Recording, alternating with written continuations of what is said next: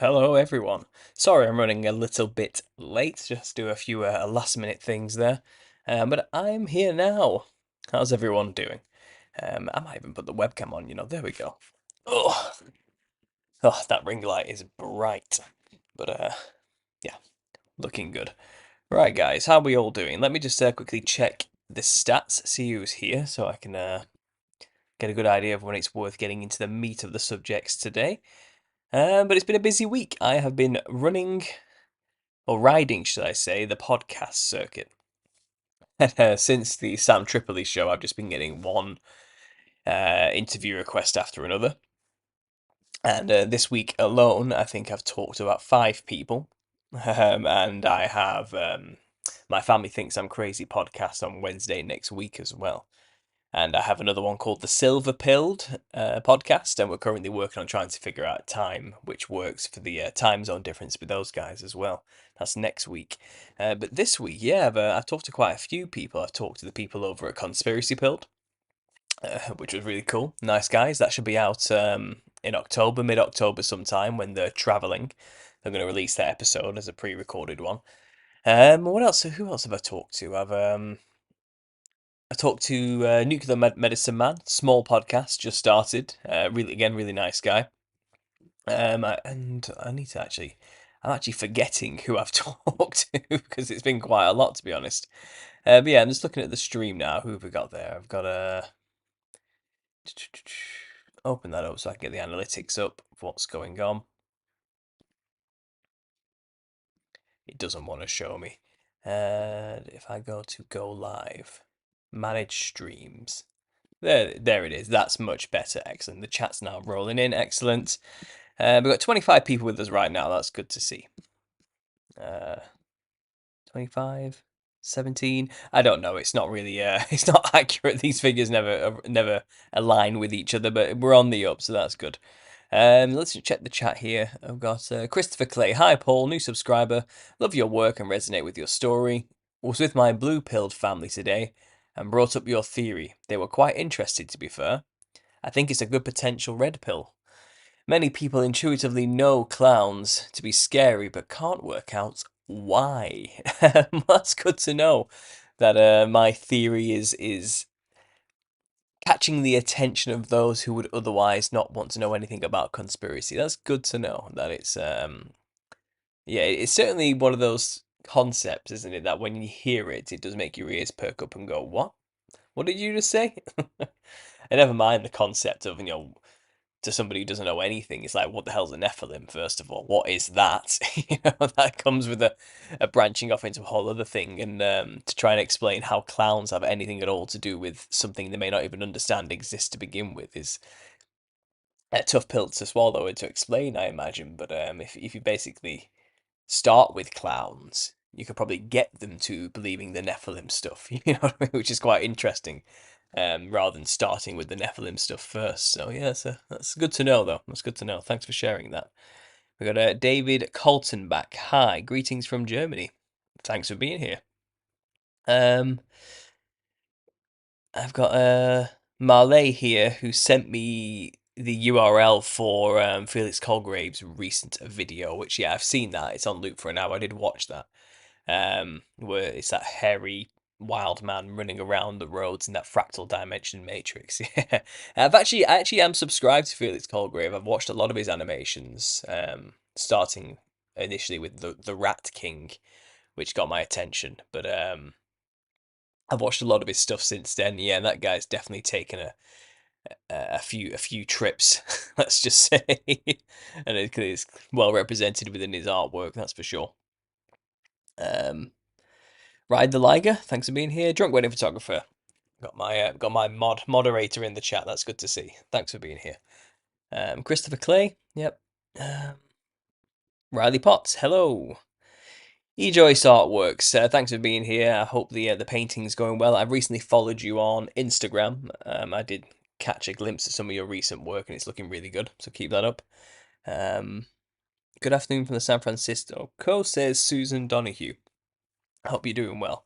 Ever spoke spoken to the cult of conspiracy? I have not. No. If you want me to speak to anyone in particular, you're best reaching out to them on my behalf and recommending me. That's how it works usually.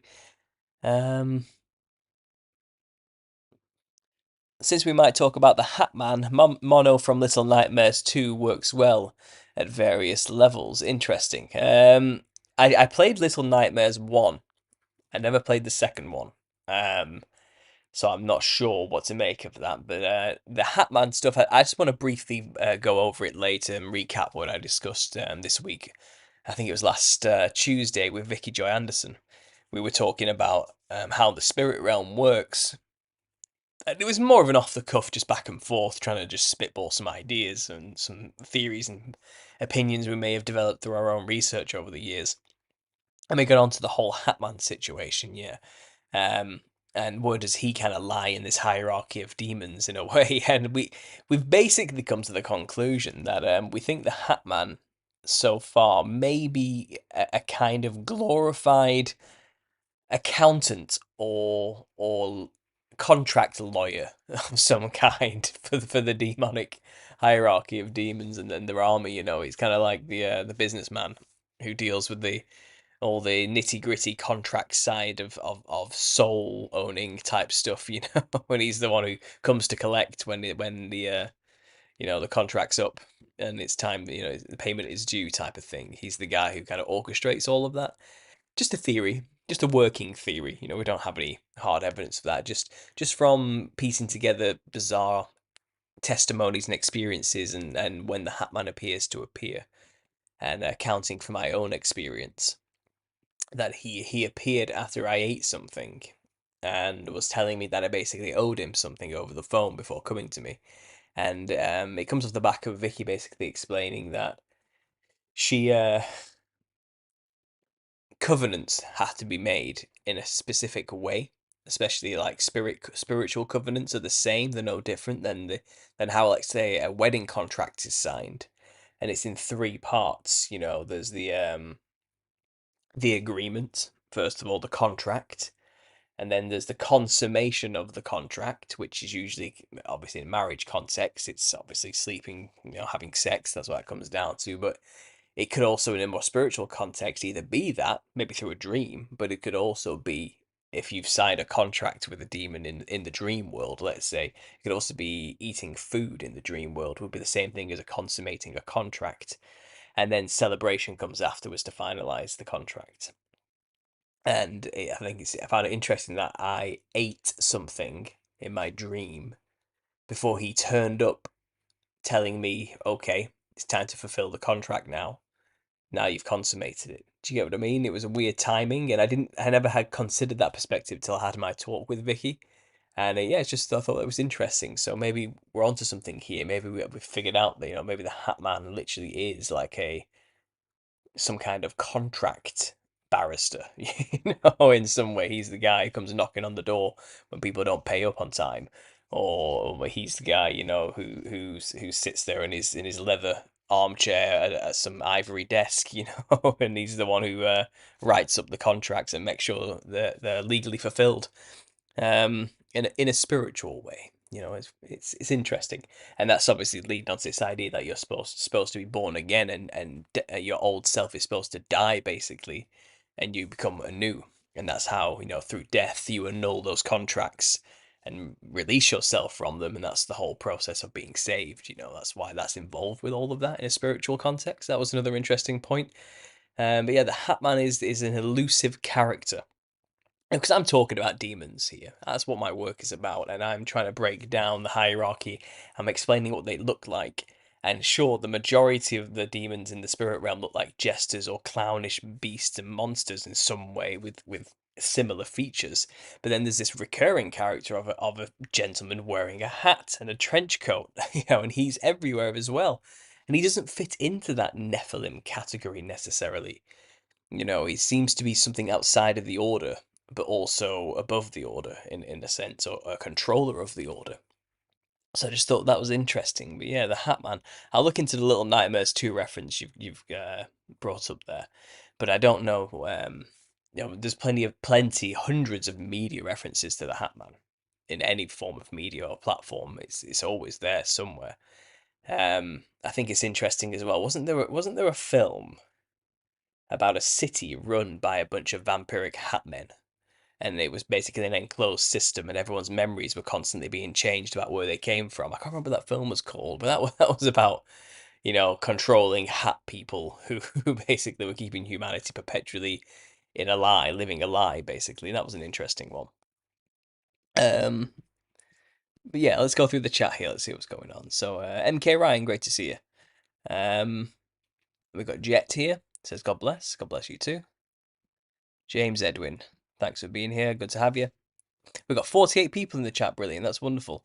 Black Pill Cindy says, Paul, I watched your Solomonari video and it connected some stuff I've been researching. Oh, brilliant. Yeah, the Sholomance School of Magic that trains up specifically chosen children who survived a brutal childhood. And those who survived the training get to go and learn how to be the devil's assistant and ride dragons in this special school. Yeah, that was a dark one. They are. I didn't mention it much in that video, but this Solomonare are actually said to be, if not vampires themselves, they work with vampires very closely. And obviously, vampire tradition within Romania is huge. A Transylvanian tradition of vampires. So it can hardly surprising that they were involved in all of that. But it's this idea that if the Solomonari themselves aren't some kind of human that has serpent blood in them, which is why they're chosen at birth, or they aren't Nephilim themselves, then they at least work extremely closely with vampiric creatures, which may be Nephilim or the remnants of, the humans who mix themselves with animals before the flood. I don't know, but it's definitely food for thought, and I'm glad you managed to glean something from that video. What else have we got here? I've just switched my live chat to live chat rather than top chat. My mistake. So I'm sorry if I've missed anyone's comments. I'm trying to look back now.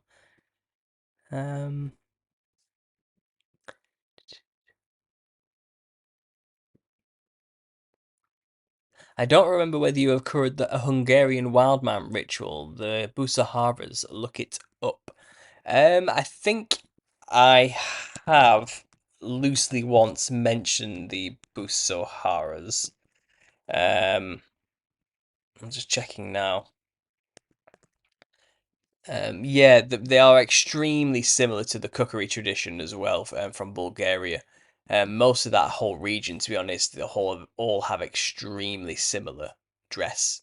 Um, but yeah, I've seen these before. That's right, but I haven't specifically pointed them out in a video. But I will be making the distinctions in my book. I've kind of classed most of that Eastern European, Northern Mediterranean block as one, because all the traditions look very similar, but there are obviously minute differences. But most of them do have their roots in ancient Thracian Dionysus cults. They all have a shared heritage in that respect, which is why they all dress very similarly. But yeah, this Hungarian one is definitely a psychedelic one for sure. I'll just quickly share the screen with you guys here so you can see that, because it's not obviously not fair for me just to be looking through. But this is the Hungarians' version of the Wildman ritual. Just like I said, most Eastern European, if not more so, or like all of Europe basically has a wild man ritual done around Lent period that looks something similar to this. You'll find a very wide mouth, clownish grins as well. Look at this mask here that's been shown as the main one. Yeah, big clownish, big red lips, too many teeth for any human. Look at this one here with his cheeky smile and his demonic visage. Yeah, interesting. Thanks for bringing that one up specifically. While I've got that, actually, I will add that to my book, as you can see me doing here now. Just so I don't forget the name of those. So that will go in European folk traditions next to the Kureto, the cookery, Slovenia's version there. We've got the Bellmen of Croatia, the Bussos of Hungary. Ah, I've already got it. There we go. Yeah. So I have heard of it, but I'll just get the official name in there. But yes, I have mentioned in my book, The Bustles of Hungary already, but there's many more. This isn't even touching. I don't even have a quarter of the Wild Man rituals here. And these are just ones I quickly note down when I remember to put them down. But I'm a long way yet in writing that part of the book. I still need to finish section 2 and get this whole origin of the clown thing down, and Joseph Grimaldi's section, secret societies, the clown as the Nephilim. Then we'll talk about the Hat Man in chapter 17, and then we'll do DMT jesters and sacred clowning, and then I can finally get on to all the aesthetics in folk tradition. But thanks for reminding me of that one. I appreciate that. Let me just quickly get back in here and go straight back to the chat. My hair is a mess. I am looking like a wild man. Look at the state of that. Oh well, that's fine. That's fine by me. Let's check the chat then. What's going on? Yeah. So in the meantime, I've been like I said, doing the podcast circuit, and it's been great. I've actually gained about almost 3,000 extra subscribers this month alone in September, thanks to the Sam Tripoli podcast. That seems to have brought a lot of people my way, which I'm thankful for. And it's also brought a huge resurgence of interest into the Nephilim clown theory, which again I'm very happy about. It's been extremely well received. I have very little people arguing with me about it, because I suppose in a way there's not much to argue about. It is, I suppose, a speculative theory in a sense, but I feel like the evidences I'm presenting are not really arguable. They're quite self-evident in a way, much as is the case when you discover, shall we say, or I suppose the word is notice a symbol that's kind of always been there. And until you recognize a symbol, you don't really see it. And that's kind of what I've been pointing out. My wife is telling me that the links in my description of this video are not working. I don't know why or what that means. Let me just have a check to see what funny business is going on there. But yeah, it's kind of at the back of all this. Me and my wife have actually been considering. Well, we have considered and we have finalised that we're going to start our own podcast, which will be separate from this channel. It's going to be its own thing, but it's going to be a bit more light-hearted. It's not going to be massively, conspiracy related, though it is going to be from obviously a skeptical perspective. But it's basically going to be me and my wife presenting each other news articles that we've saved and getting each other's reactions from the headlines and then going into them. And then we're going to pick the most outrageous, stupid stories that just show how terrible humanity has fallen, just how far we have gone. And just discussing them and reacting to them and having a laugh. It's going to be comedy. We're going to have some fun with it. So that's the podcast we're going to be doing. We now officially own the name of everything. And we've got all the social medias under our name and in our accounts. And you can find the links to our YouTube channel we've created for it in the description of this video. It's called Tales Under the Big Top, I believe. But I'm kicking myself if I got that wrong. Tales Under the Big Top. So we kind of kept a little bit of a clown theme in there, a circus theme. Yeah, Tales Under the Big Top. That's the YouTube channel. That's the name of the podcast. We haven't finalized the logo or anything fully, but that's going to be the name. So it's a clown world reference. We're going to be telling stories from under this giant tent we call Earth, which is basically full of nonsense and clownery and foolery. And we're going to just talk about the news basically and react to the news. So it's going to be a reaction podcast, a bit of fun, something we're just going to do to see where it goes. If you guys are interested, then follow us on there. Links below. You can find us at Tales Under the Big Top. That's our handle for YouTube. At Tales Under the Big Top. So if the link doesn't work, give that a go. See what happens. But yeah, that's some news for us. The podcasts I have actually done. I'm trying to get it to load on my channel, but I'm failing miserably here. Let me just get this going. Yes, who have I talked to this week? I've talked with By the Fruit podcast on September the 3rd. That wasn't too long ago. And then this week I also talked with Bo from the Bump podcast. That was a great talk. That was recommended to me. Well, Vicky actually pointed out, Vicky Jo Anderson pointed out to me that Bo has asked his people on Instagram, have you heard of this Nephilim look like clowns theory? Like, what's going on here with this theory? And he was like interested in it. And a lot of people commented making the typical jokes, at hearing such a crazy concept. And I reached out to him onto his post. I said, I'm actually the guy who came up with this. If you want, we can talk about it properly. He was like, yes, let's do that. So I managed to actually have a talk with him and lay it all out. So that was a great talk there with Bo at the Bump podcast. It's not released yet on his platforms, I don't believe. If I just share the screen with you here, so I can show you what I see. So this one here, the Bump podcast, you can watch it on my live tab on my channel. I did record it live when it was happening, but the official podcast, if you just want to listen to it on Spotify or Apple or something, isn't actually released yet, but you can catch it first right here on my channel. It's had a good 1,500 views, which is quite good, and only one person has disliked it out of 125, so that's pretty good. That's good going. I had my little chat with Vicky here as well. Just after the Bump podcast and just before I went live with Vicky, I was on with the Conspiracy Pilled guys. Like I said, that one will be released soon. I talked to the Nuclear Medicine Men. That was a nice one as well. Nice guy. Again, new podcast. But he was really great, and I'll definitely go back on and have a chat with him again in the future. And then I was on the CFR network, a British-based one again, just like Nuclear Medicine Men. This one's based in Birmingham. Quite a decent following. A really nice guy, and this one was more of a personal uh, interview about me rather than the clowns. So we mentioned the clowns in passing, but that was quite a change of pace. I wasn't expecting such a personable chat that night, but that's what happened. So if you're interested in getting more into what I'm all about and who I am, then I recommend listening to this one with the CFR network here. Yeah, that was a really good talk. So those will be released soon. And like I said, I'm back on with Mark P. Steves of My Family Thinks I'm Crazy podcast next Wednesday, so that should be good. Because I did talk a lot about, I don't know, let's say substance abuse in this one. It was instantly demonetized, and yeah, they've not allowed me to. I have appealed it, but they didn't.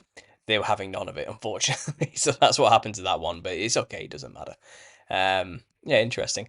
In other news for me as well. Speaking of the Banhammer, I ended up releasing this video, which was actually just going to be for a patron only video, but I had to release this one instead because the video I had planned to be released was instantly taken off of YouTube before I even had a chance to make it public. It was still unlisted, and YouTube had deemed it highly inappropriate to even dare to have it resting on their platform, never mind visible. And they whipped it away from me and gave me a warning, a little strike. So what that looks like to me here is I now have this channel violations little thing here in the top corner of my dashboard. And yeah, so as it goes, this is only a warning. If I do it again, I get a strike. But because I have done a wrong think course, which corrects my thinking on the situation, I will it will expire now on December the 15th is when my warning will disappear. But if I do anything in those 90 days, then I will get a strike, is what they've told me. So I need to be extremely careful about what I choose to actually make content about. Again, I'm not allowed to even mention what the topic I covered was. But if you are interested, you can always go over to my Patreon and you will see right here what the video was about, and you can always go and check that out as well. So there we go. But yeah, that was A bit of a shock. I didn't see that coming because I don't think I even said anything that controversial personally. It was just uttering certain keywords had shut me down instantly. So that was yeah, that one wasn't very pleasant. I'm not gonna lie, but it's all sorted and it is what it is. It's the game we play, isn't it, guys? There's not much I can do about that one. Um, so let me just scroll through the chat, see who else is coming in the meantime. Have a Kaiser. Isn't the Hungarian ritual about taking back a city from the Ottomans by dressing up as monsters? I have heard that one, that story. That's one story actually that they've kind of come up with to explain it, but it's older than that originally. And there's other I've already done the research and it seems like even though that's kind of what they say, that's not necessarily actually what it comes from. Do you get what I mean? It seems like they were doing it in the whole region way before that whole Ottoman Empire issue. It was, they're just saying that now because it's a fun story, I suppose. Um, but yeah, I've heard that one before. I have heard that one before. And it was Dark City, says a girl. Thanks for reminding me. That's the film with all the hat men everywhere. Dark City. Yes, absolutely. There's a hat woman in Doctor Sleep. Oh, interesting. Um, Now I see the demonic clowns a lot. Spy Kids, Death Note, the movie called Clown. Yeah, that's an obvious one. Scooby Doo, absolutely.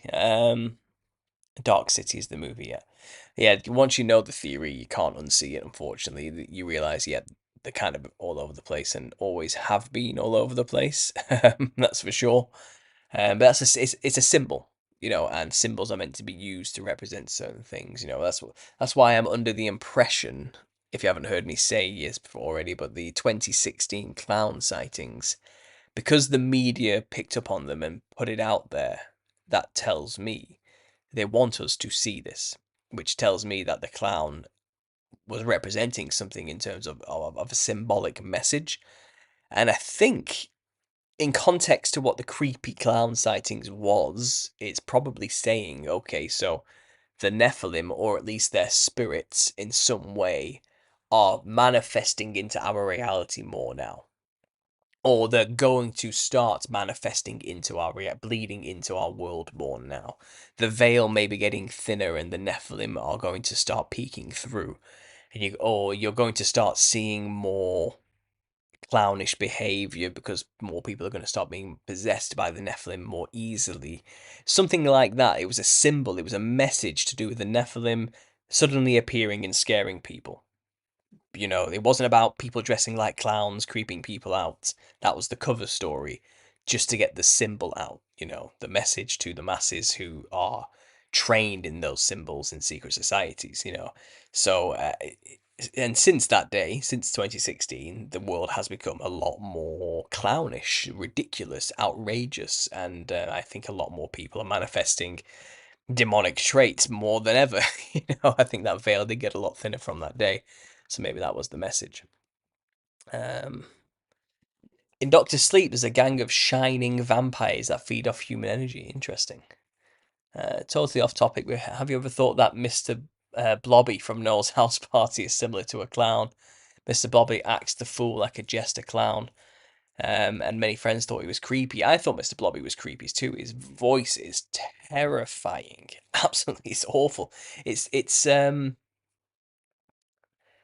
Have you ever seen Powerpuff Girls? Right, if you're from that a millennial like myself, and grew up watching Cartoon Network, there was a character in there called Him, which was the devil, basically, with like lobster claws and wore cross dress, was like a transvestite as well, and Him's voice was a man and a woman speaking simultaneously, so it created this discordant, horrible noise when they spoke, which was just really creepy.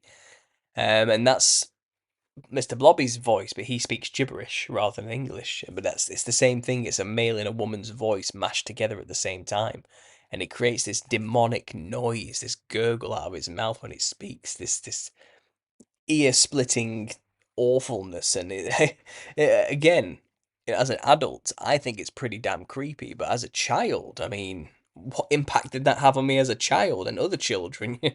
They always roll them out like, "Oh, it's for the kids. Isn't this funny for the kids? It's harmless. Is it? Is it harmless? I don't think so. It's disturbing, at its worst. Like it's not good anyway. But yeah, thanks for reminding me of Mr. Blobby. For the Americans out there, if you don't know what Mr. Blobby is, um, it was a comedy character created with the sole purpose of being the most annoying thing ever. But it kind of started rolling off on its own and became super popular in Britain when I was a child in like the 90s. And it's this monster here. Let me just share the screen with you. This is the monster I'm talking about. This is Mr. Blobby. Right? And it started off as just an ancillary side character on this like child's program, and it became a Britain-wide phenomena. Like, and it was everywhere. It became a British icon. But like I said, it had this disturbing voice. Just look it up, go watch a video. But it was so disturbing, the voice. And look at this thing. What a monster. You're looking back with the Nephilim clown theory. This is probably what they actually would have looked like. Something like this, Kind of human, but not quite. Amphibious serpent-like rounded weird features with polka dot psychedelic patterns all over the skin.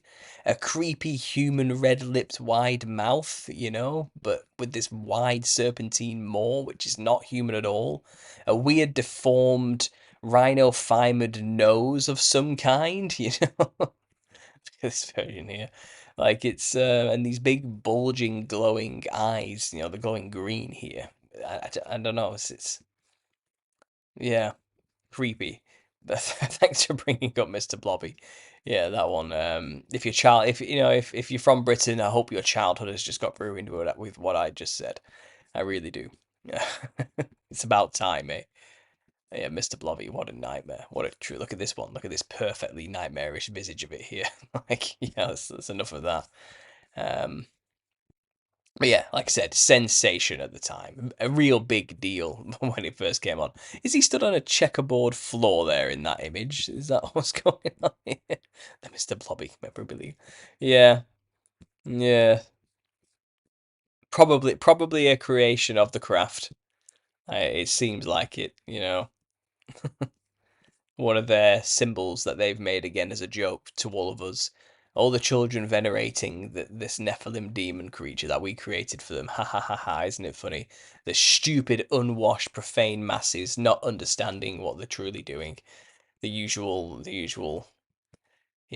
do you call that? Duper's delight. I bet they were full of that. I bet they love that. Yeah, creepy one. That was a creepy one. Thanks for the blast from the past there, Toe Cutter. Thanks for that one. All right, guys. So I'm gonna go read some emails. All right. And then I'll come back to the chat, and then we'll see where we're going from there. But yeah, we'll read some emails because I've been piling a lot up, and I've favorite them. I don't always respond to everybody because I just have way too much to do, and I have a lot of emails to get through. Okay. And sometimes these emails people send me are so long and so detailed with so much information in them. It's like I'd need an hour just to sit down and go through all the points, you know what I mean, and actually write a response out. And it's not that I'm ignoring them. I get your messages and I read them and I take it all in, but I struggle to find a lot spare time to answer all the emails. All right. So I'm going to read some now that people have sent me and give a response instead, just to make it a bit easier. Um, I'll try my best to not mention names, keep it anonymous, but you'll know who you are, if I am responding. So let me just get my starred emails up so I can get there. And I'll work backwards I'll work from the start, and then I'll go up to current. I won't be able to cover them all. I'll just cover a few because again, they are quite long.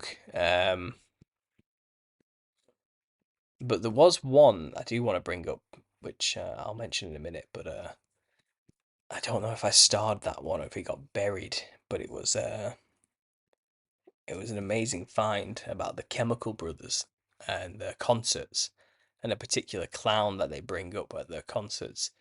Here it is. Yeah, so we'll start with this one then.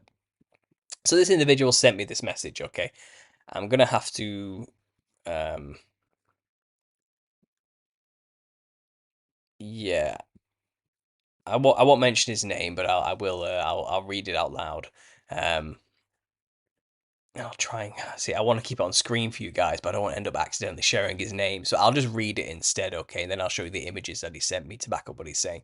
So he says, "Hey man, I'm in the process of writing a detailed account of this experience, but I wanted to give you a Cliff Notes version to provide context to the video.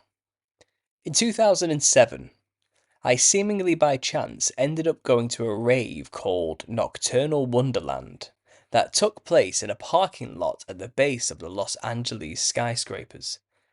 The venue provided an otherworldly vibe, and I had the feeling that I was seeing into the future this entire night. Within the first 15 minutes of arriving at this rave, I was approached by what can only be described as a literal vampire. He was in combat boots, a long black trench coat, an actual top hat, and literal vampire fangs. It was almost like he was waiting for me. He walked directly up to me and handed me a plastic water bottle.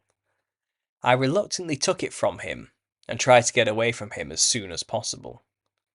I immediately noticed that something was wrong and realized that the water bottle was covered in a Vaseline-like substance.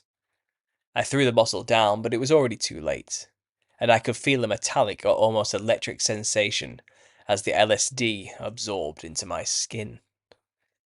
I was already on ecstasy, and now I was about to trip on LSD for the first time against my will. The Chemical Brothers were the headliner of the event, and being a big fan, I made my way to the front of the stage and did my best to embrace the situation I found myself in. The Chemical Brothers put on one of the best concerts I've ever seen, and much of it was due to the visuals that accompanied their set. It would have been a mind-blowing experience on its own, but the cocktail I was provided an overwhelming experience that stayed with me for many years. Getting to the parts that is relevant to your research.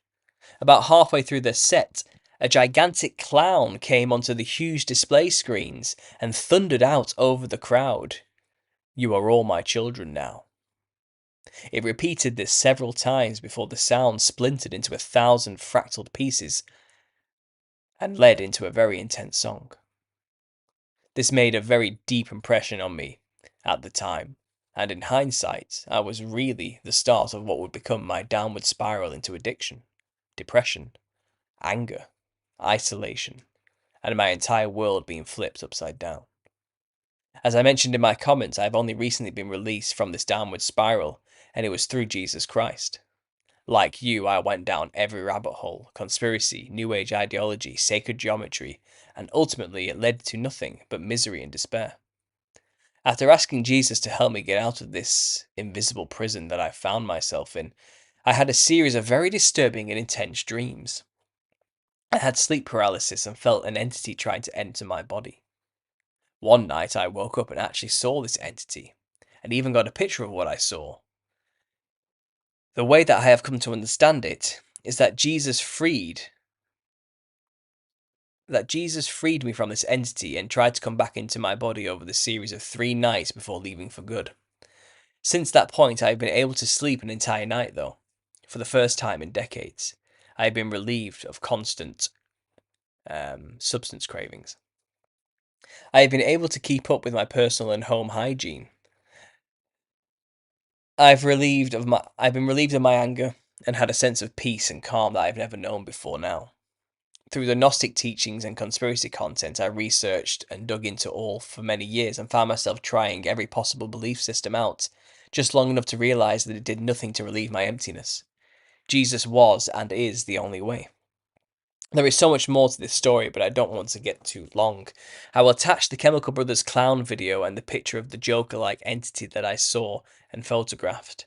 I believe these entities are giving a final push to take control of God's kingdom and wrap up as many souls in the process as possible.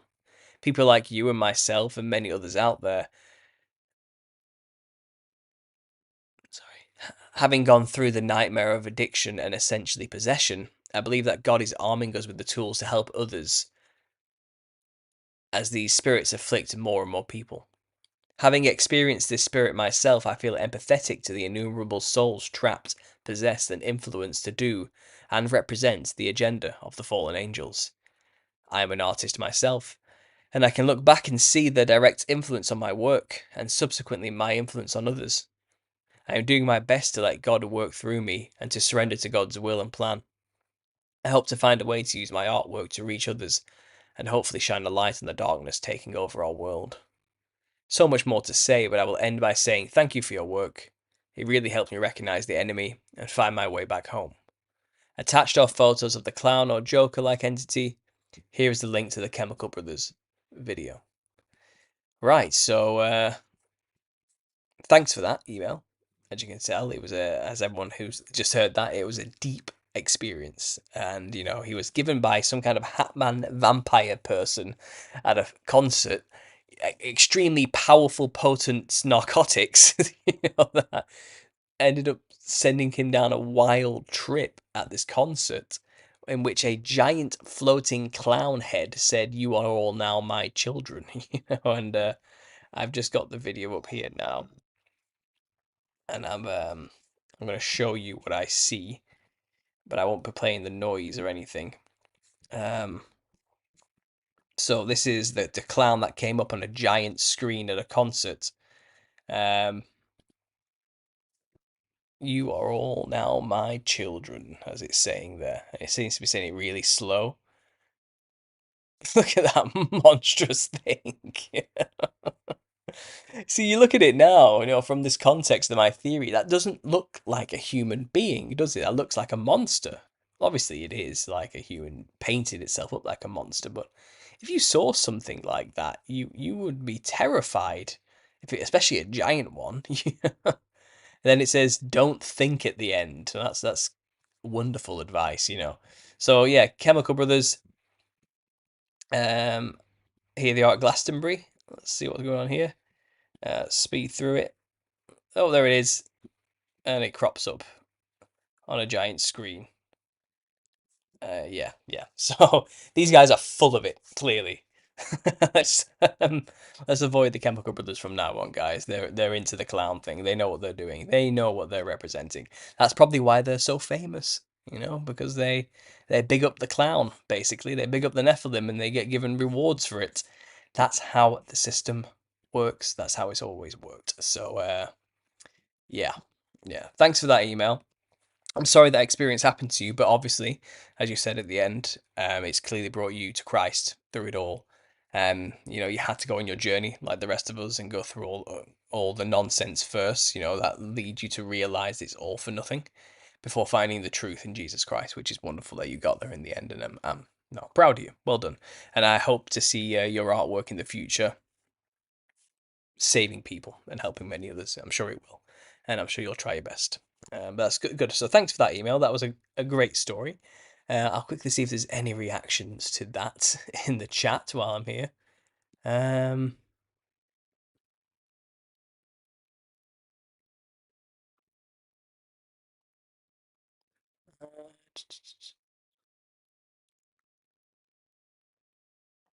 Someone mentioned Powerpuff Girls there, and I've already mentioned it. There we go.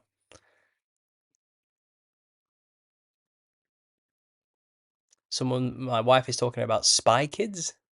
What did I miss there? Is there a character in Spy Kids? What's this? Scott Johnson says Tim Foyle is the main conspiracy podcast I listen to, but it's hard sometimes when one guest says one thing and the next says something contradicting the last. Just got to make my own mind on who's right. Absolutely, you know, yeah, you've got to take everything for what it is and make up your own mind. That's what it is to be a free individual and a free thinker in this world. Um,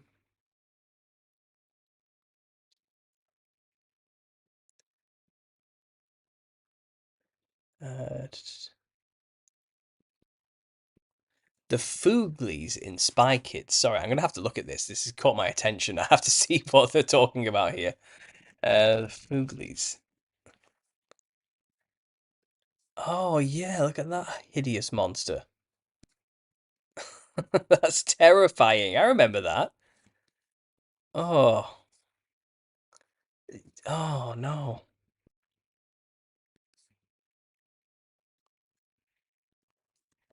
What were they again? Why did they even exist in the film? I can't even remember the context.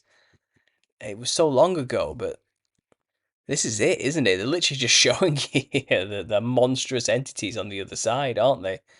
I'm gonna have to, if people don't know what I'm talking about, again, here we go. So this is one of the monsters on Spy Kids, but look at these fractaled clown-like jester entities that are all deformed and shaped and messed up, you know. And yeah, this one here with the wide, stretched out smile, the cheeks pulled out. This one is actually reminiscent of a motif that keeps happening in a film called Hellraiser. Hellraiser Inferno. Um, Wheelchair. I remember this film. Look, there was this old man in a wheelchair with chains pulling on his cheeks, which creates the exact same effect that was in this kid's film. You know what I mean? Can you see it? Like, um, and this was openly demonic. This film, this was actually saying, you know, this is the one of the creatures from the other realm, you know, posing as a human, but they get off on being tortured with chains and things like that. You know what I mean? They like the pain. And this one here is in a kid's thing, showing the exact same visage. So I don't know something there. Look at obviously the fractal jester entity in this one. Kind of says it all, really, doesn't it? Yeah, they were definitely hinting at it here. Looks like he's in the fractaled matrix here of some kind. This bad guy, whatever he is, the DMT realm with the jester beings and all the eyes everywhere. Naturally, you know, you got the all-seeing eye there, the Illuminati eye thrown in naturally. But yeah, I remember that loosely, very loosely remember it. I've not seen it since I was a child though, so I'm probably missing the context. But that's trippy. And look at these walking thumbs as well. That's funny. Yeah. Okay, I'm back to the show. Sorry, sidetracked there. That got me. That got me. I'm back. Okay. Um, Zach Redacted asks, so is Stephen King just straight up plugged into the demon realm? He's probably just an insider. He's probably a member of some secret society. Um, in fact, all those books might even be written by somebody by those people, and Stephen King is just the person that's saying is writing the books for all we know. But it's basically, you know, when you know all the symbols, it's easy to make crazy stories up that people want to buy, and it's easy to make people think you're a genius who came up with all these really creative ideas for these fictional worlds you've made, like Stephen King has. But all he's done is just borrowed from the truth and twisted it in a fictional way so he can repackage it and sell it to people. But he's come up with nothing original off his own back. He's not that creative, you know what I mean? He might be good at stringing the words together, let's say, but the core concepts behind his ideas are old. He just happens to be in a world where clearly he knows them, you know. So I don't know if he's like talking to demons or something, but he's clearly somebody who understands the occult and the symbols involved with it, certainly, and the histories behind it. Um,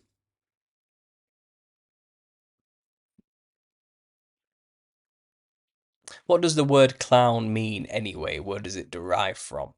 Um, you see, I was reading a book about Greek theatre before Aristophanes, and the person who wrote that book says in a matter of fact way, you know, clown basically comes from a Scandinavian word for buffoon, and that's all it means. That's all it is. It's just a buffoon, another word for a buffoon, a bumbling idiot, from an original Scandinavian word, which is like cloyne. It's not cloyne. I don't think it's cloyne. It's something weird. It's like a weird variation of it. Um, and that it was kind of adopted into this thing called the Commedia dell'arte movement, as they travelled around Europe after the fall of Rome in 500 AD for those 1,000 years up until the 16th century and 17th century was this development of this thing called the Commedia dell'arte, which was roving travelling performers who had these stock characters. And clown became one of the stock characters, but it was originally part of what you call zanies, and that zanies were the comic relief of the show. You know, they were the intentionally designed buffoon characters who would do silly things. You know, Harlequin would also become one of the primary zanies next to the clown character, who is also one of the primary zanies. And it's just based off of a European word for buffoon, basically. And that's it. That's all the word clown really comes from. It's the history behind the way clown started to act and how it began to dress, which is more interesting because, as I've explained before in many videos, it strictly has its roots in representations of demons. That's literally why they dress the way they do. Harlequin is based on the Wild Man, and Clown took over as the main character from Harley Quinn and took on his role and started acting like Harley Quinn originally did, which was like a devilish, brutish, overtly sexual, pervert, weirdo jester thing. And the clown started to act like that, and the Harlequin started to act like a heroic character, became something else. So the clown took over for the Harley Quinn and took on the demonic role, and it also came with a costume change, and he began to be dressed like the clowns we have today, which is a Nephilim reference, another demonic reference, obviously. And the costume was designed by a Freemason called Charles Dibdin. So we have the paperwork, so we have the receipts. Yeah, dodgy as hell. But the word itself, clown, it comes from Northern European language, meaning buffoon. There is a word in Greek for it which I couldn't read because it was written in Latin, which isn't clown, but they had their own word for it, and I think it was the root for the language, which led to the word clown being developed. But again, it just meant buffoon. That's all it meant. Parasitic buffoon of some kind. In fact, the parasite was one of the first clownish characters of Greek theatre. He would be obsessed with food. He would hang around altars where people would give food to the gods, and he would steal the food. And he was known as the parasite in the play. And he was like a clown character, as kind of. It's interesting. Greek theatre and history, the history of theatre is fascinating. Absolutely. Um,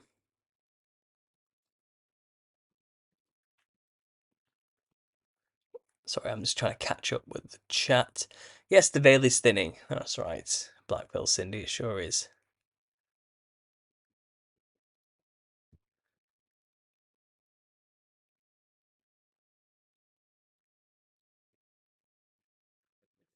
Um,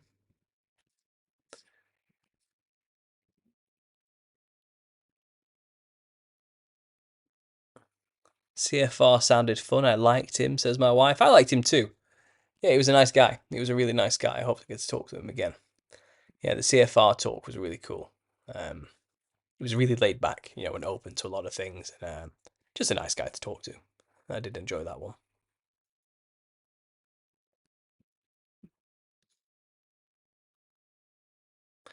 Is Alien from the Alien franchise a metaphor for the Nephilim? Well, the Alien character was created by Geiger, wasn't it? The artist, and he was creating a technological flesh world where technology and machinery and flesh had become one. So it's mainly inspired more by transhumanism than anything else. I wouldn't say it was a Nephilim inspired thing, but as with everything like that, it seems like it was channeled in some way from the demonic realm. It seems to be definitely inspired by some kind of demonic thing, symbolism of some kind. And plus, the merging of flesh with machines is the transhumanist agenda, which is inexplicably linked with finding a way to create vessels to bring the Nephilim spirits back into this world. So there is a loose link there, perhaps. But I don't think the alien creature itself is inspired by the Nephilim directly. Um, I think it's just something somebody imagined, Geiger imagined, and it was just picked up by the film franchise and made incredibly popular from there. I think it was just on one painting he did it in that shape, and they really liked it, and so did the engineers in the series, the Prometheus series. They were also designed from similar artwork, highly sexual artwork as well. Really creepy. There was a game that came out recently called Scorn, wasn't there? That was inspired by his artwork as well, which was again just a flesh mechanical nightmare. Absolutely. It looks like the Drunk Wedding Photographer posted a link for Tales Under the Big Top. That's great. Again, guys, we have no content yet. We've just done the whole owning all the social media thing. We're going to try and record one next week, best we can. Maybe in a couple of weeks or a few weeks' time, we'll get the first episode out. But it's just going to be a bit of fun. You know, it'll be good.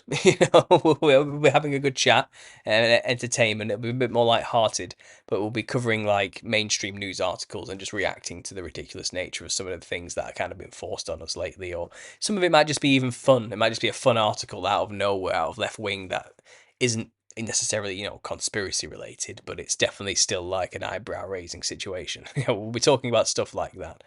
Um, I think it'd be good for us to have a break, so and for everybody not to always be on the conspiracy stuff as well. That's always good for the soul. That's true. Um,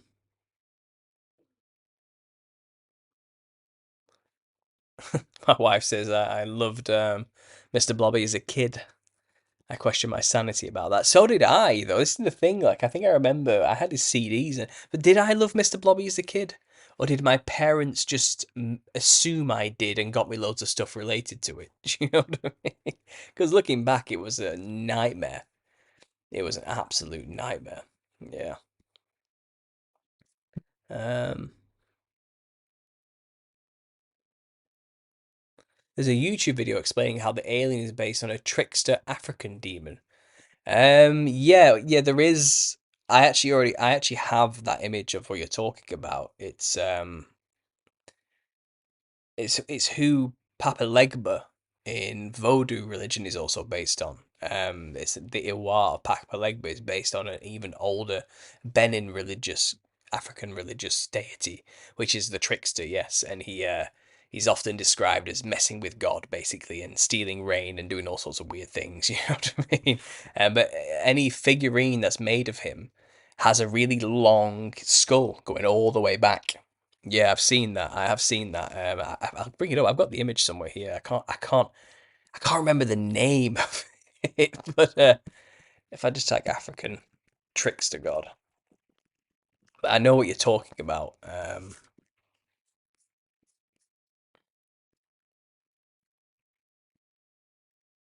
Anansi is what it's called, just from a quick Google search. But it's not him. It's not him. It's these things here. Yeah, here we go. Okay, so I can see why they would assume this is where Geiger based his work on, but I think it's a coincidence.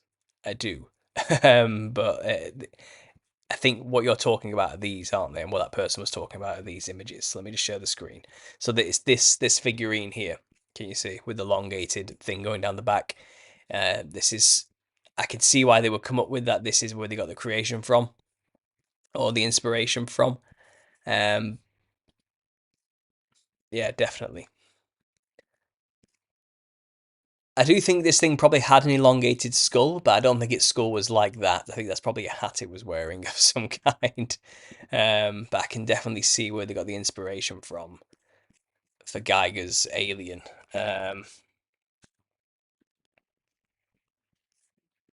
This thing, you can kind of see the similarities, can't you, with the elongated thing? But Geiger was a lot more hypersexualized with his imagery. Everything was about something going into something else, as you can see here. It was and it blurred the lines between what was or isn't mechanical or flesh and all this sort of stuff. It's almost though everything that was happening was a process that was necessary for the facilitation of the world he lived in, this world he created. You know what I mean? I can certainly see how one would think that that was inspired by the African model here, but I don't know if that's true. There's certainly an aesthetical similarity, but I don't think all Nephilim looked like this. I don't. Um, that's just not what my research has shown me. But this one particular trickster god of Africa certainly did. That's true, or at least he's always depicted this way. Here he is looking at this crazy jester-looking thing here. Interesting though. No, Ishu, that's his name, Ishu. Thanks for reminding me of that one. But I think this is more. This is supposed to be more I think he looked more like this. Can you see? This fits more in line with the Nephilim skulls that we find. The Incan skulls and the skulls of Paracas. That definitely matches up more with that shape. Um,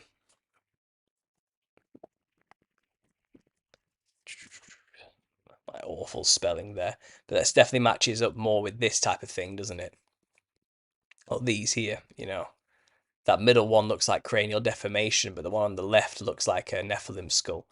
Um, there was definitely something going on, to do with these long skulls for sure. I mean, even you look at him, for example, who we just saw there, but even Nefertiti of Egypt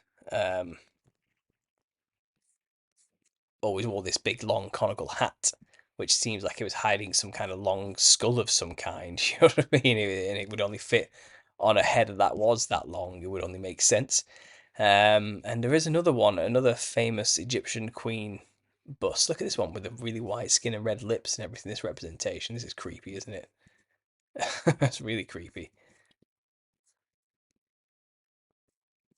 Hmm. But there is a better one than this where it actually shows the elongated skull, but it seems to have vanished. It usually just pops up when I type in Nefertiti bust, but it seems to have vanished. Or is it? Where is it? Where's it gone? Um, Egyptian queen bust. Let's see if it comes up. I'll just type in Egyptian queen bust.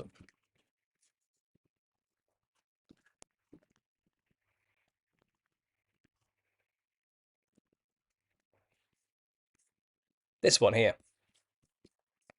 Yeah, there's a real one somewhere. This is something you can buy on eBay, some tack, that you can buy on eBay.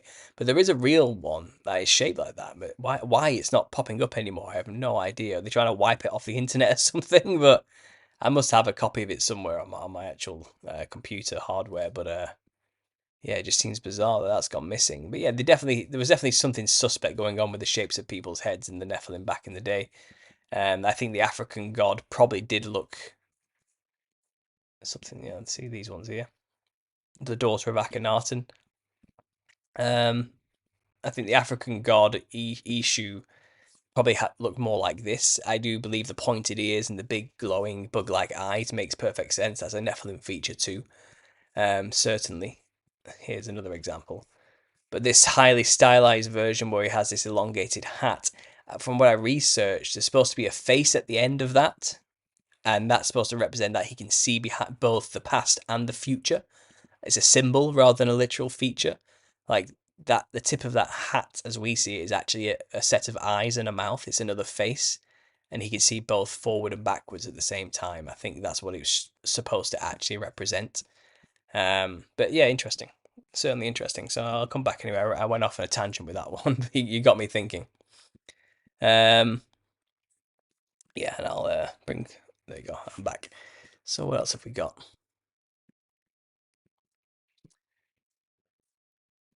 Poor kids. Jeez, yeah. We need to rewatch it for research purposes. What are we rewatching? Spy Kids. Okay.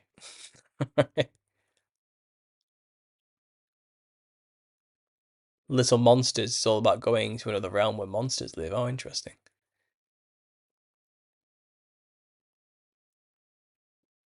From Dusk Till Dawn. That was a trippy film with the vampires. Yeah, that was. I've not seen that in years. Years. Yeah, that was another trip. Am I the only one old enough here to remember Little Monsters? It came out in the 80s. I don't think I watched Little Monsters myself. What was the clown on American TV a long time ago, starting with B? That's Bozo the Clown. He was actually played by numerous actors throughout the year. Bozo was a bit of was kind of more like an institution than a specific actor. Um, I think it's who Krusty the Clown is based on. But yeah, he is a terrifying looking thing. As far as clowns go, Bozo was a really scarily designed clown, that's for sure. Zach Redacted, yeah, Bozo is scary looking. Yeah. um,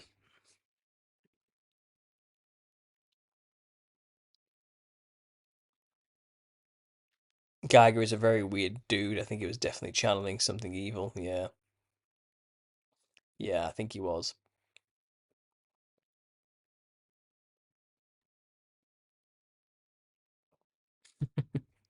Wait, it's like how we love Bluey and our son doesn't. Maybe we didn't like Mr. Blobby. Absolutely. Yeah.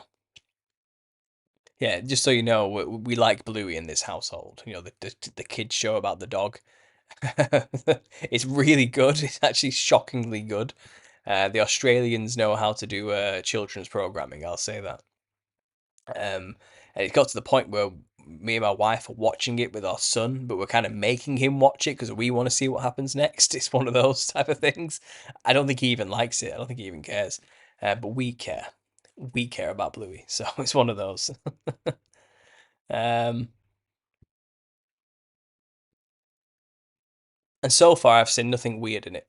Nothing that would make me think it's suspect or strange. I think the Australians are surprisingly like based, like from my research. Um, so it wouldn't surprise me that there's nothing weird going on in there. Um,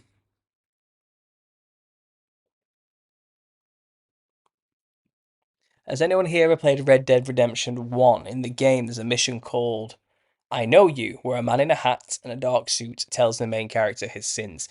Yes, I have played that game and I remember that distinctly. It's clearly supposed to represent the devil or something.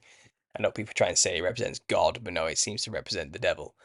um, yeah, I remember that. And he was in Red Dead Redemption 2 as well. There was a reference to him. I remember. Um,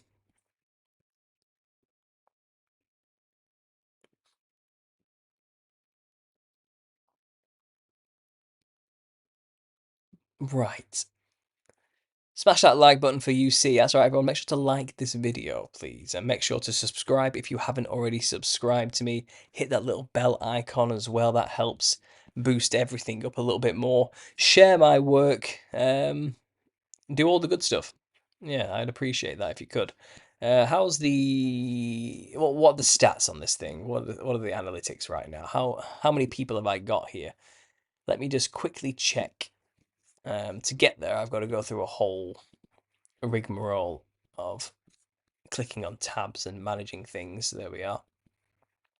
And it looks like we've got 58 people here currently. It's pretty good going. And it looks like it peaked at 75. Oh, so we've lost a few people, but who knows? Who knows? They may come back. We'll see. Anyway, I'm going to read some more emails for you guys. I've got a couple more going here that I need to get through and answer. You know what I'm like. I tend to veer off. But yeah, that one about the Chemical Brothers and the giant clown is definitely a trippy one, to say the least. Got one here that says, "Hey Paul, just heard your episode on Tinfoil Hat. It was amazing. Um, I'm digging your, I'm digging through your YouTube content now and wanted to ping you an anecdote.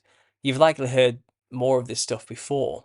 As a child, I had a highly vivid, recurring dream about these oddly tall, white-faced clowns with bizarre wide smiles.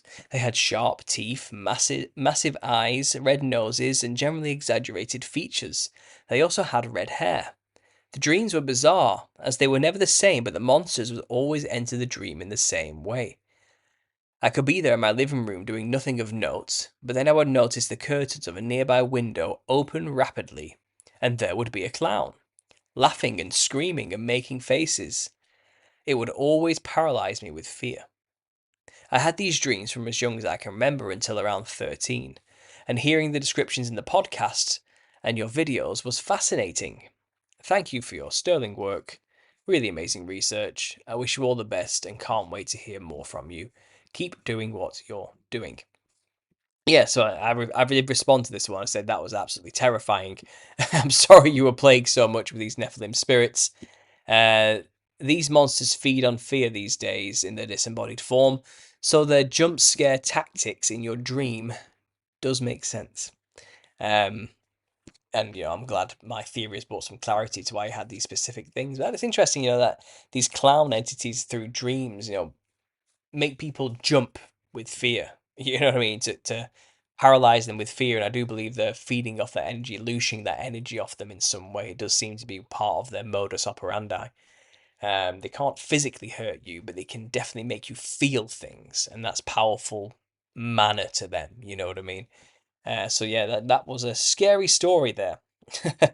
This one, on a side note, I thought this was an interesting concept. So someone sent me something about the role of dogs during the time of the Nephilim scourge on the earth, and how dog has become man's best friend. Like, how did we make this link? So this is what this guy sent me an email saying, and I just thought this was fun. So he says, Hi Paul, heard you on tinfoil. Checked out your YouTube, been watching the clown videos. I think you're spot on.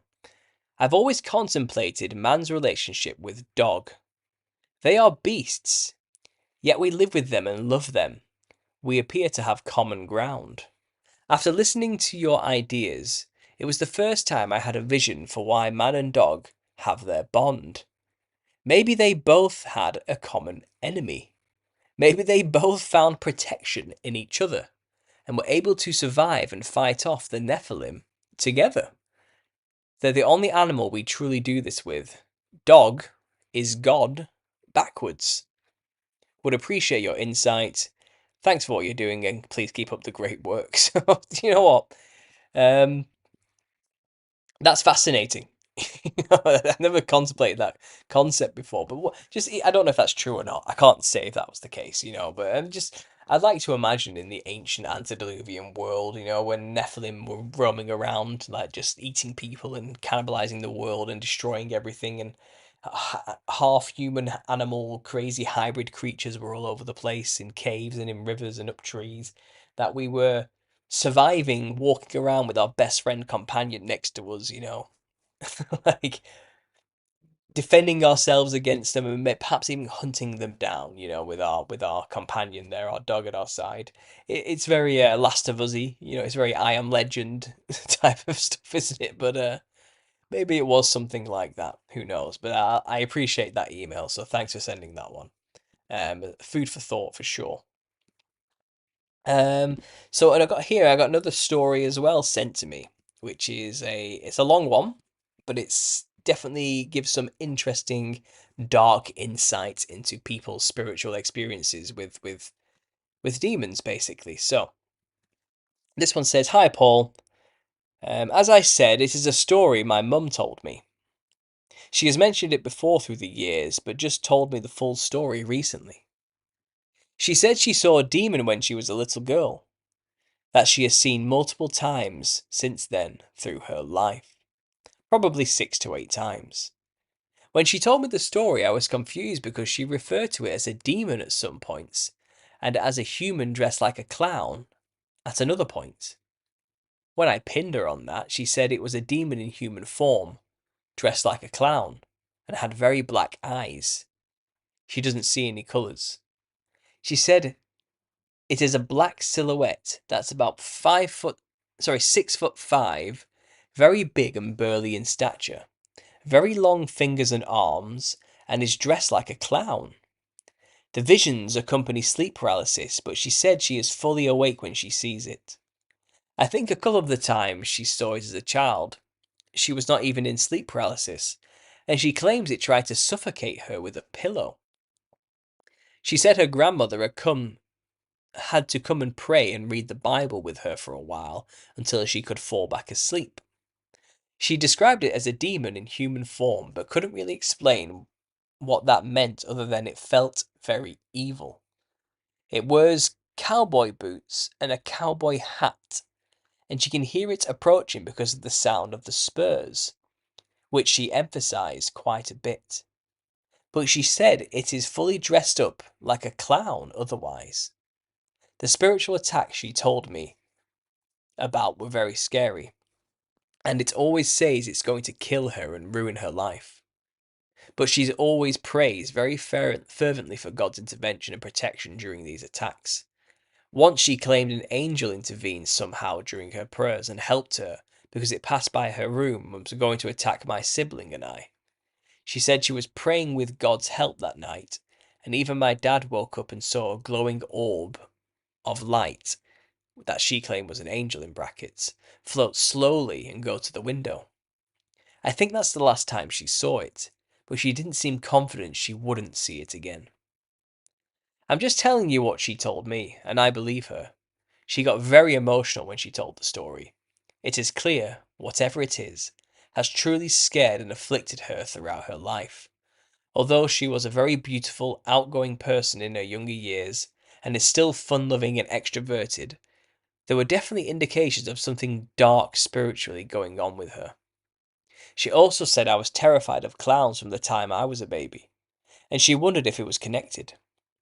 She said once I was only 8 months old, A clown tried to approach us when we were out and about somewhere. My mum told her my mum told her no, but she still approached, and my entire face turned red and I started screaming when I saw it. I also remember having a strange fear of clowns as a child, which I now see from your comments section is normal.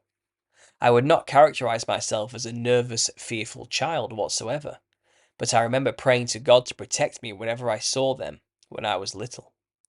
I was just plain mortified by them, and they feel very evil to me. I've had my own sleep paralysis episodes as well, no clowns, but it makes me wonder what rights or generational connections there could be going on here. My mum is a Christian, but I feel there are a lot more to this story that we don't know or understand. I think that's okay, and I don't like to give it too much attention, but feel free to share any insights you'd like. Just wanted to share this in case it helps with your research. I just found your YouTube channel yesterday, so of course I look forward to digging into more of your research as well. So yeah, thanks for that email. That was again a harrowing story. I'm sorry your mother has had to or still perhaps deals with that clown monster in a cowboy hat with spurs trying to suffocate her and making her just generally live in fear, you know.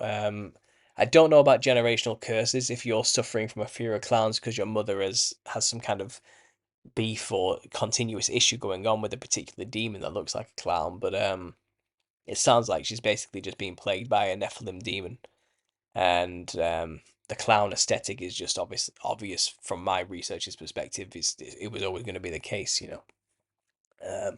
I do think they could come in many shapes, forms, and sizes, but predominantly you will find clownish-like features, you know, and it's likely that she hasn't got any other word to describe the features other than clown.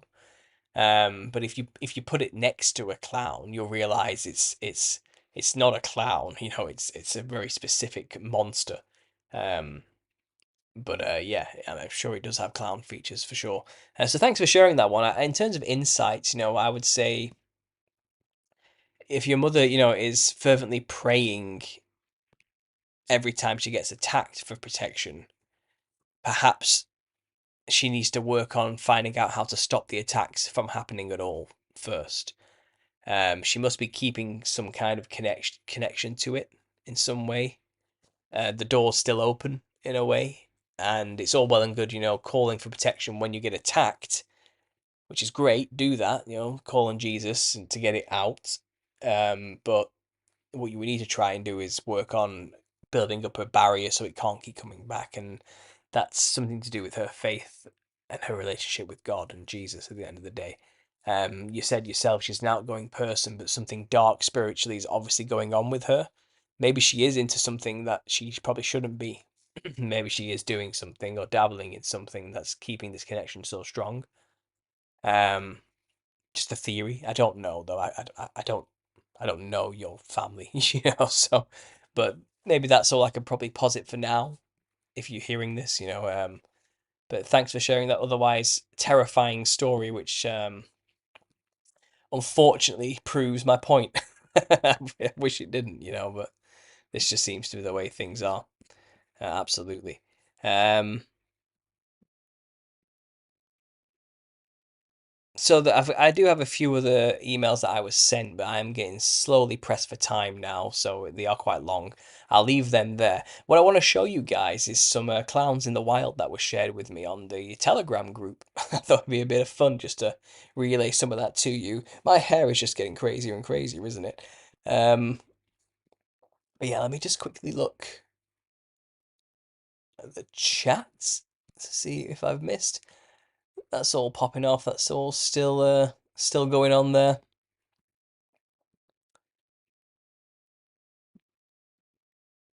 Okay, that's too much for me to catch up on, so I'm just going to carry on. So yeah, on the Telegram group, we regularly share all sorts of information on there, but luckily all the media gets saved to one spot that I can then scroll through and then share with you guys. So I'm just going to scroll through the media we have on there, the images that people have shared, and show you some of the random clowns in the wild that pop up every now and then, because it's always good fun. It's always something we can riff on, and I think then we'll just start wrapping it up and, you know, chatting to you guys for a bit, ask some of your questions, and if you have any questions to ask me, start figuring them out now so I can find them when I start scrolling through in about 10 minutes' time. But yeah, looking at these, I'll share my screen with you. This is the Telegram group, as is, and these are the media files that are on there. So I thought this one was quite fun. Some kind of German album, something to do with carnival hits. I thought that was bizarre. Um, but yeah, that's all to do with the storms that happened recently, which, by the way, my prayers go out to anybody affected by those storms. Here's a clip from Cloyne. So if you didn't realize, this is the the clown demon. If you haven't seen the film, I've mentioned this before, and I've shown well, I've broken it down before, but this is basically a demon in Scandinavia called a Cloyne, and it looks like a clown. And this individual, this human, this man, has put on its skin and has been possessed by it, thinking he was just putting on a clown costume. But once he put the costume on, he couldn't take it off. And he's turned into this monster that eats children. And this is it. This is the Cloyne monster. This is the clown thing. So this is literally a film telling you that demons look like clowns. It's not even like hiding it. Anyway, look at these clown watches. Look at these things. These are one of the latest and greatest designs to come out of the watch world. This is a good catch out there in the wild, isn't it? And if I can maybe I can find the actual message. So this guy Nico's helped design these clown watches. Why would anyone want to wear that? Look at this thing. Can you imagine having that on your wrist? Look, it's even got a little bow tie down here, if you look closely, where the gold section is. But yeah, there's something otherworldly and weird about this, this manifestation of a demon on your wrist. Yeah.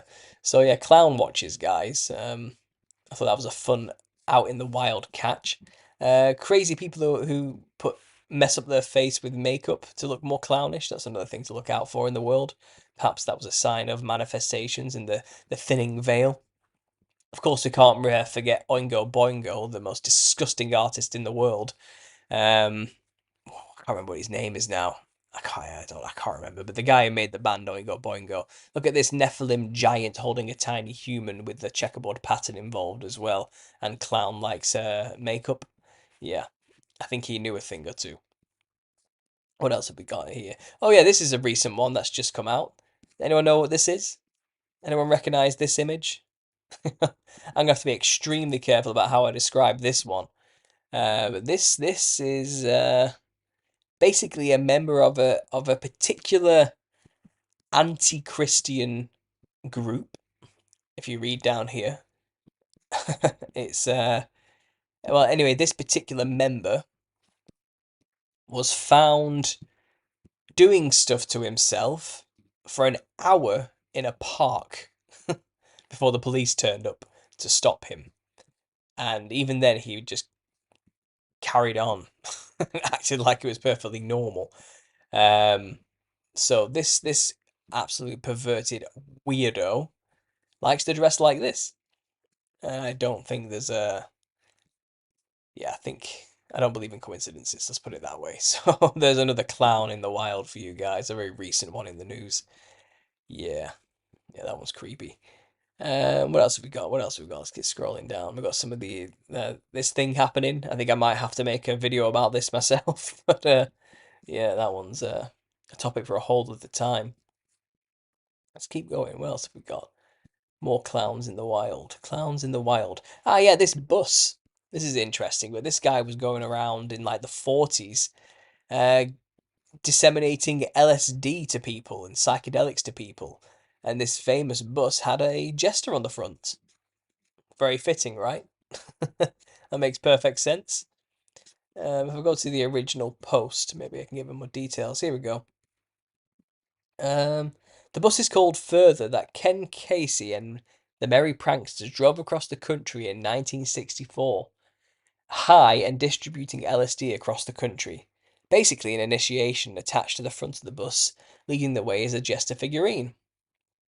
And it says they didn't get in trouble with the law at all, because during that time, no one knew anything about these drugs. So, and that's the Wikipedia explanation. But he's saying maybe they were just a part of a CIA social engineering program instead. That's why they got away with it. But yeah, that was a good one. This one is a character from a video game. Who's this? This is a Norse trickster god called Loki. But this is based on a particular video game, and this is a persona you can have.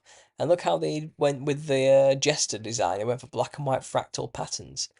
That's very telling, isn't it? Obviously, with the liquid polarization effect of manifestations of demons through technology, but also it seems that they actually literally looked like that in physical form and in the spirit realm. Obviously, there's this absolutely terrifying creature right here, but the less said about him, probably the better. So let's move on. What else have we got? Oh yeah, this artist here, Youngblood, seems to be blowing up all over the place right now. For some reason, he's reluctantly, consistently in my YouTube feeds. Like I want to listen to his crappy music. But yeah, it turns out, he's got it all going on. He does the white skin, red lip thing, like most musicians who channel demons and get fame want to do. He's got the as above pyramid, so below pyramid, black and white checkerboard, alignment to the Freemason agenda thing going on here. He's been angled to make him look like a giant with big feet in this shot as well, which I thought was quite telling symbolically. And this is called hunger, and it's said that the Nephilim spirits hunger continuously but have no way of satisfying their insatiable appetites because they don't have a body, do they? But he's also into the whole gender bending thing. Yeah, he loves being in a dress every now and then. Says he feels sexy when he does these things. So he's fully in line with the whole agenda. He is one of them. Clearly one of them. Like just another one, but a more modern iteration of it. So I thought it was fascinating and worth sharing. He's a very clown-like one with his big feet again, making him look like a giant. A Nephilim reference once more. It turns out, anyway, he was abused hideously as a child and he was raped by one of his doctors or something like that. And he talks about his trauma. But that being said, he's one of those artists who's just making videos about how awful and stupid and pathetic and weak he is and how that's a good thing. How he's a low life and that's just fine, but whatever. Another false idol for the modern masses to pine after and follow after and mimic and imitate to further the agenda of Nephilim veneration. It's all there. But that one's just a passing one I thought I'd mention. But there's plenty of more clowns in the wild. This is like it's not a new phenomena. I think here we are in the 80s, and this is Split Ends, and they were doing the same thing then, um, it hasn't changed. The practice never changed.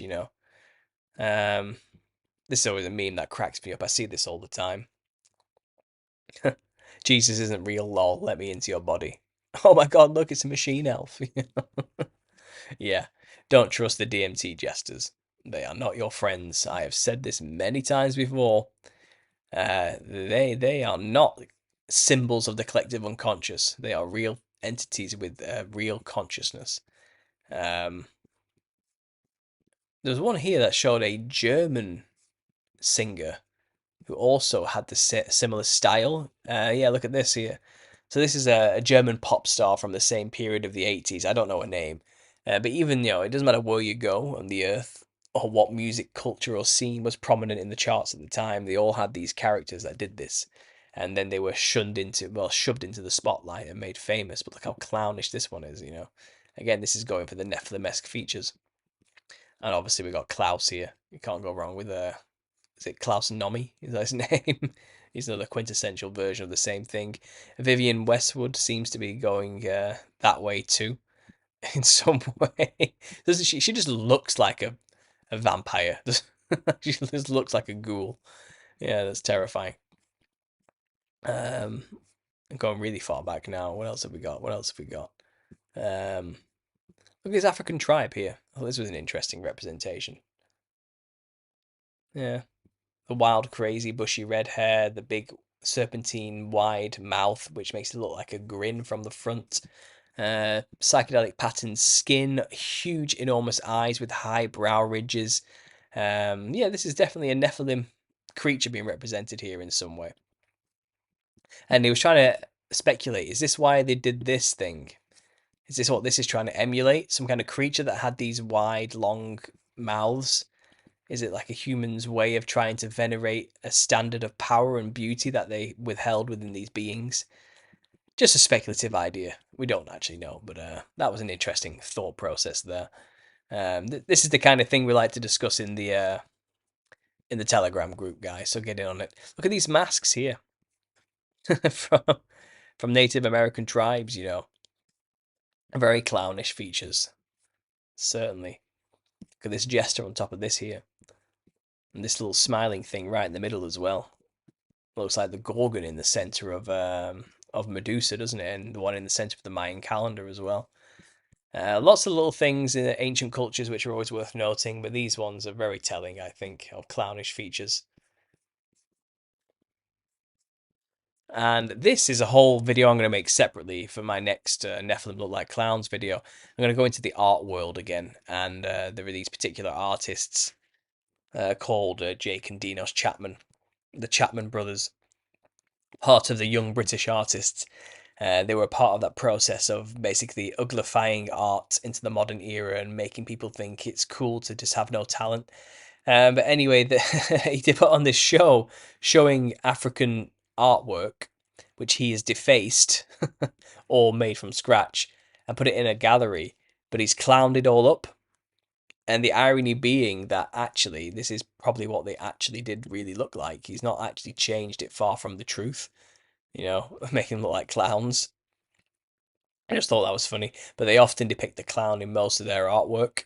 They bought some of Goya's original prints and drawings, and they absolutely desecrated them by drawing over them with clown features, as you can see here.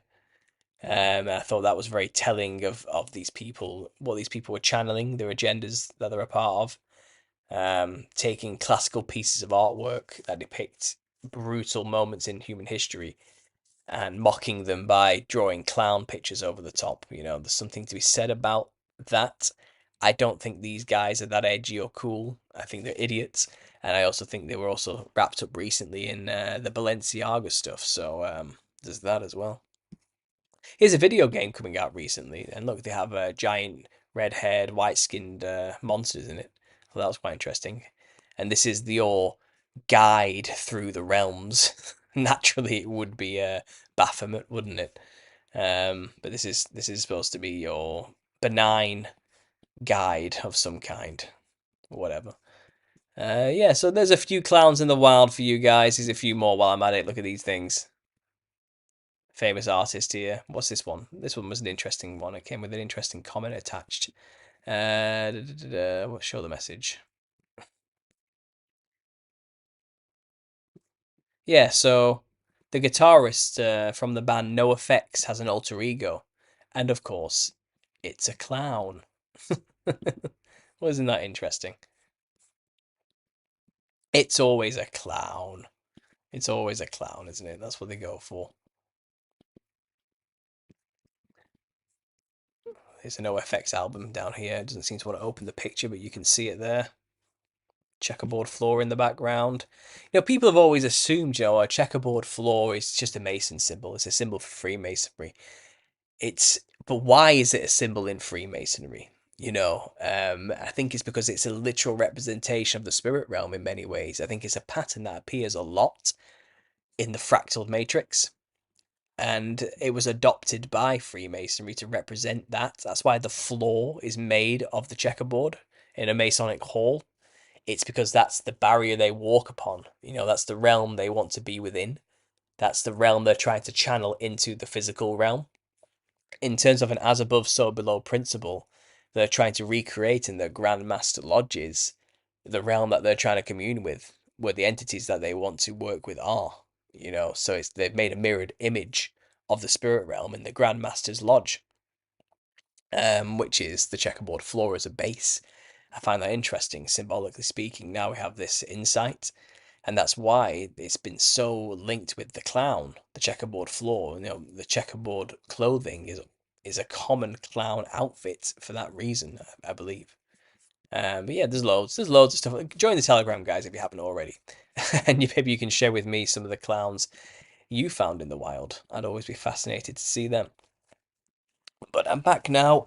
I'm almost at the 2 hour mark. What am I on now? Like 1 hour 40 or something.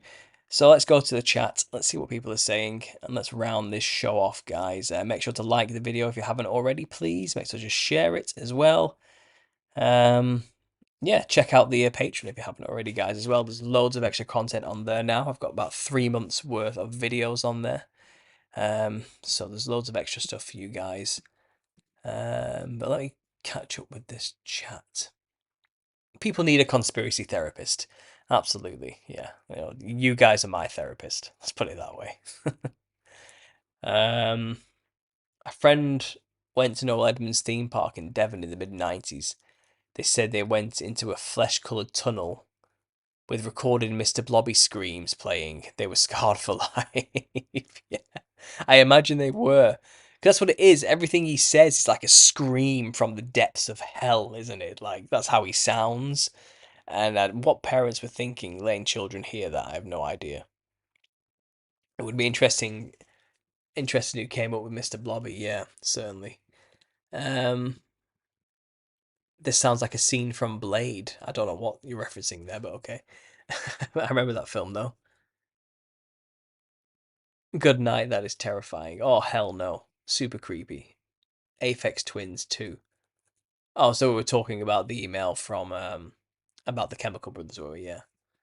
I feel like Spy Kids has been ruined for me now. I love that film. Good. Ruining my wife's childhood while I'm at it as well. Um,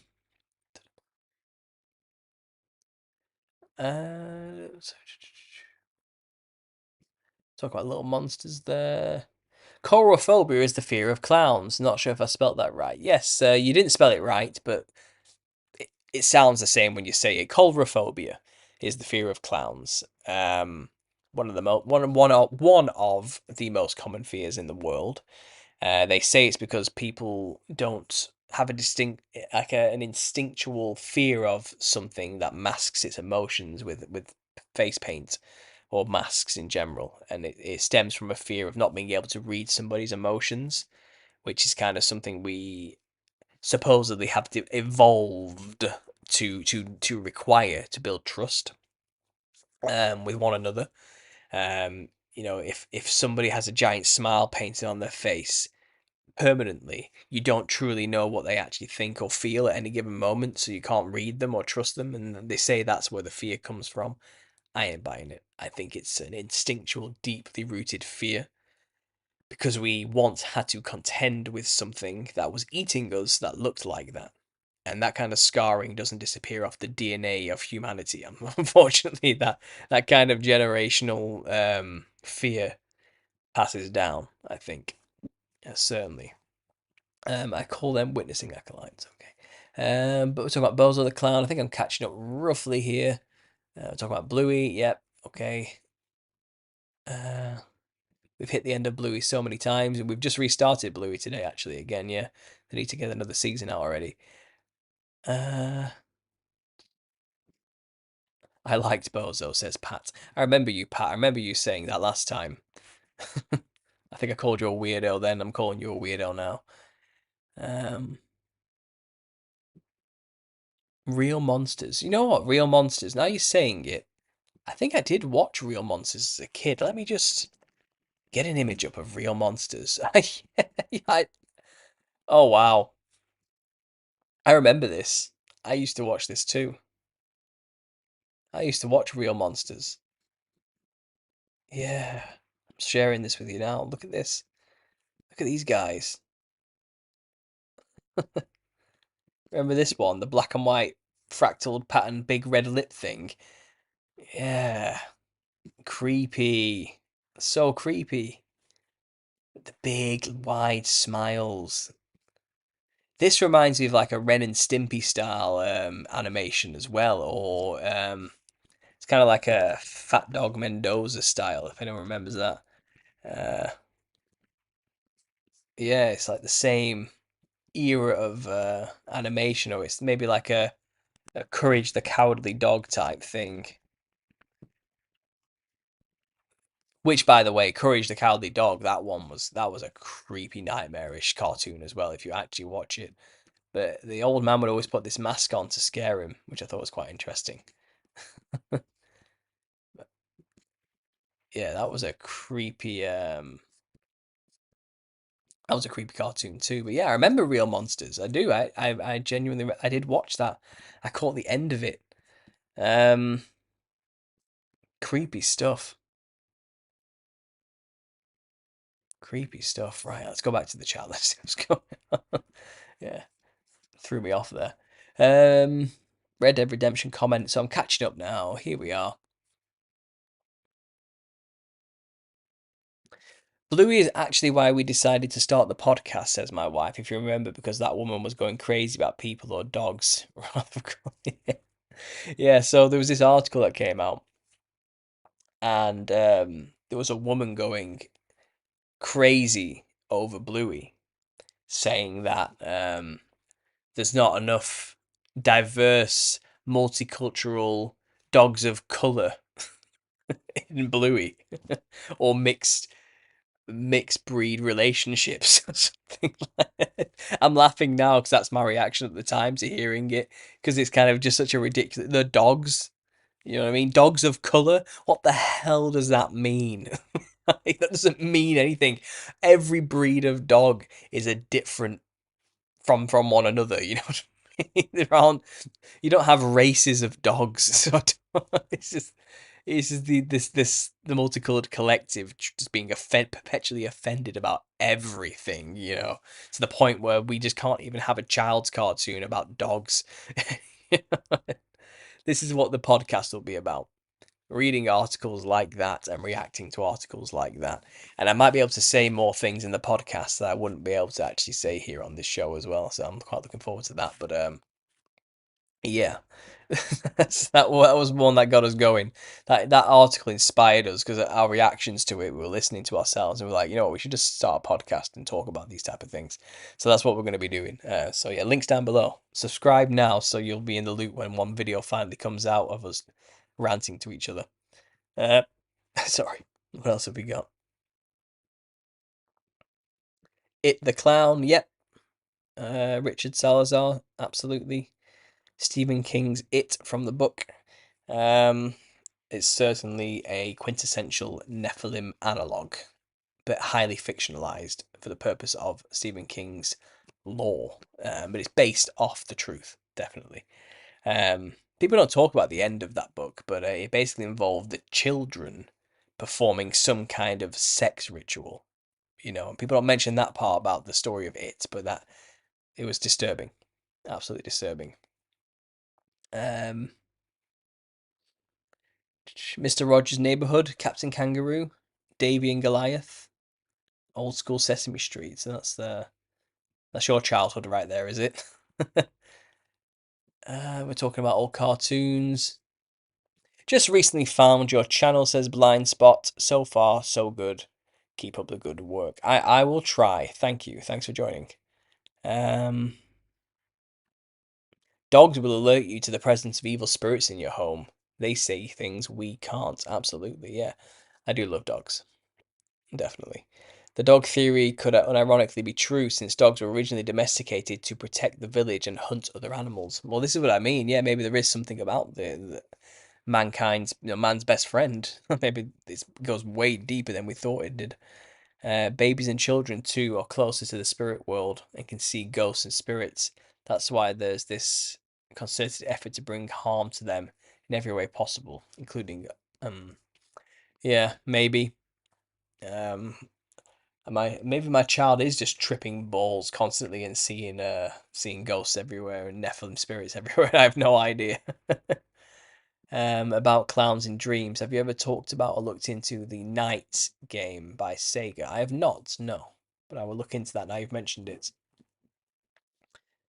Um,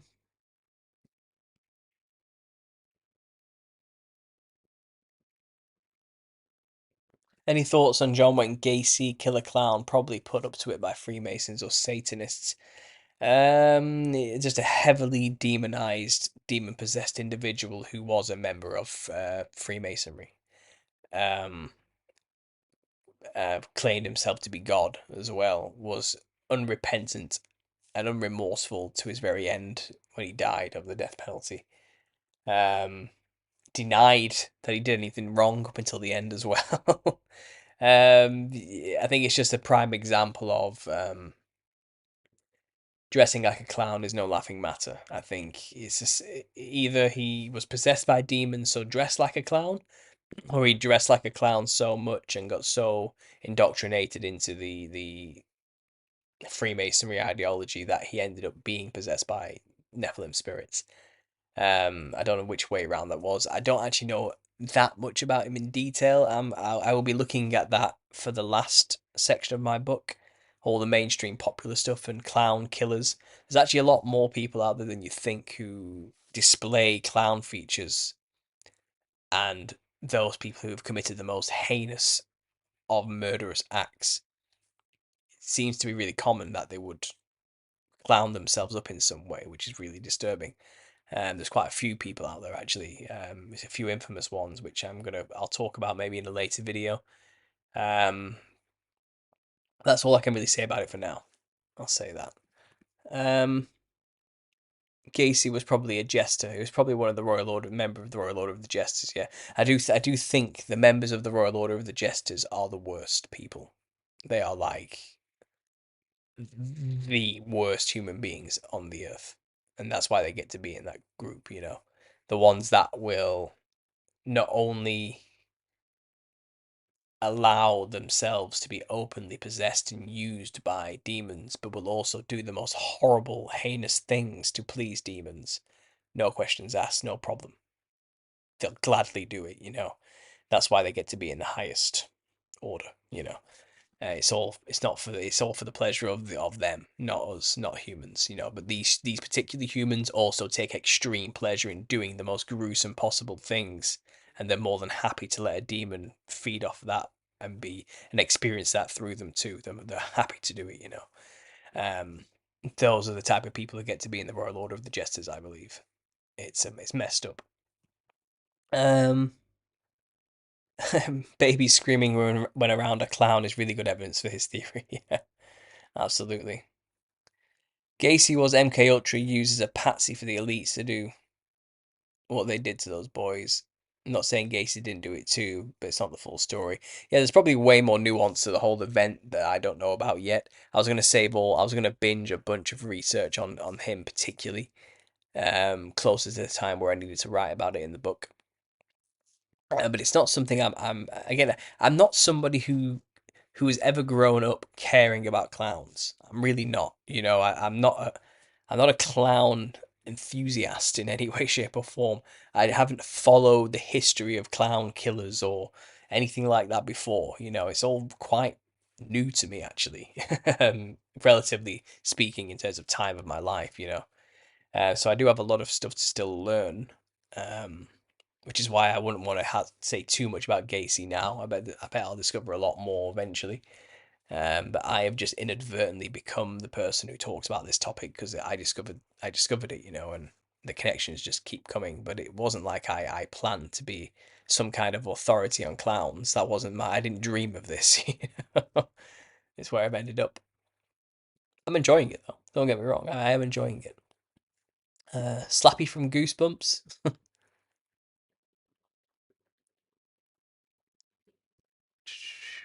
Right. Any questions, guys, before I wrap this up? I've got another maybe 10 minutes to go and then 5 minutes to go, and then I'm going to get going. Um, Ruminate asks, what are your thoughts on video games? Do you think they are inherently a waste of time? I mean, I like to play games, okay? I like a good first-person shooter. I don't know why, you know.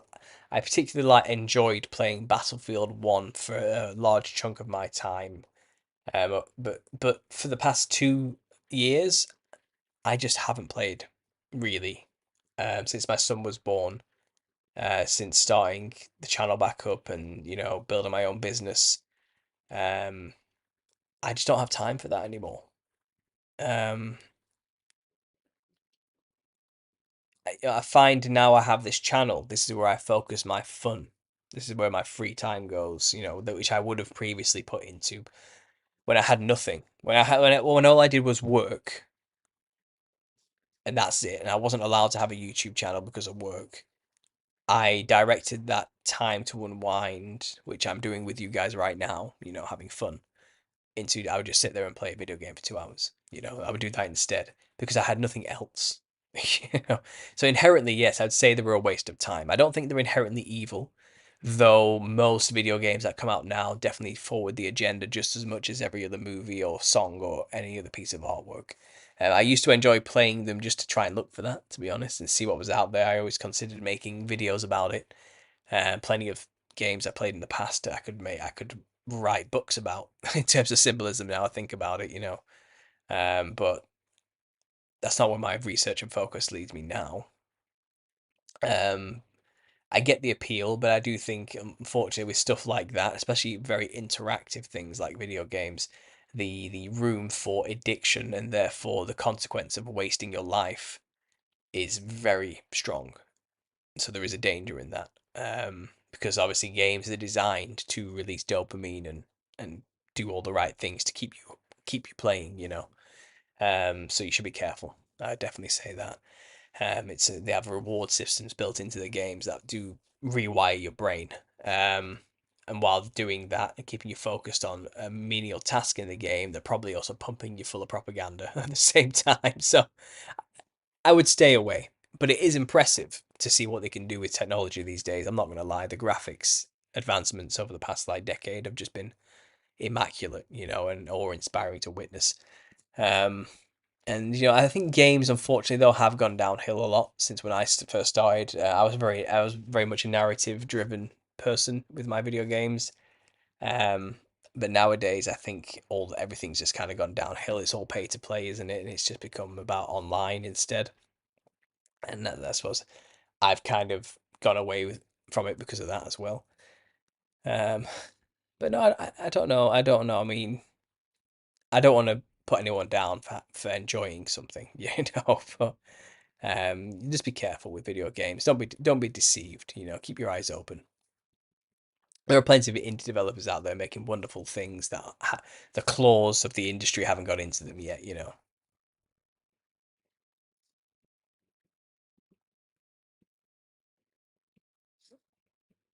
Um,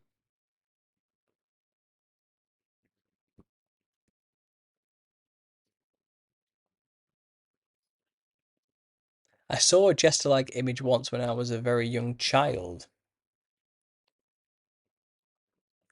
Jester-like visage, wide grimace, angular features, but part of the matrix of the world and not of form. Yeah, I've seen that too. I've seen the exact same thing you're talking about in that other realm. It's kind of melded into it as well as being separate from it. It's a very weird, which maybe what Geiger was getting at with his drawings, how we think about it. Was he trying to represent these creatures that are kind of melded into the walls, a part of the mechanics of the world, but also separate creatures of the world too? Maybe that's symbolically what he was trying to get at. But the Nephilim are kind of in that state themselves, in that realm, bodiless, they're kind of melded into the features of the fractaled matrix, as well as being able to move within the fractaled matrix in a weird two-dimensional psychedelic trippy angular way. I don't know. It's hard to describe. Um,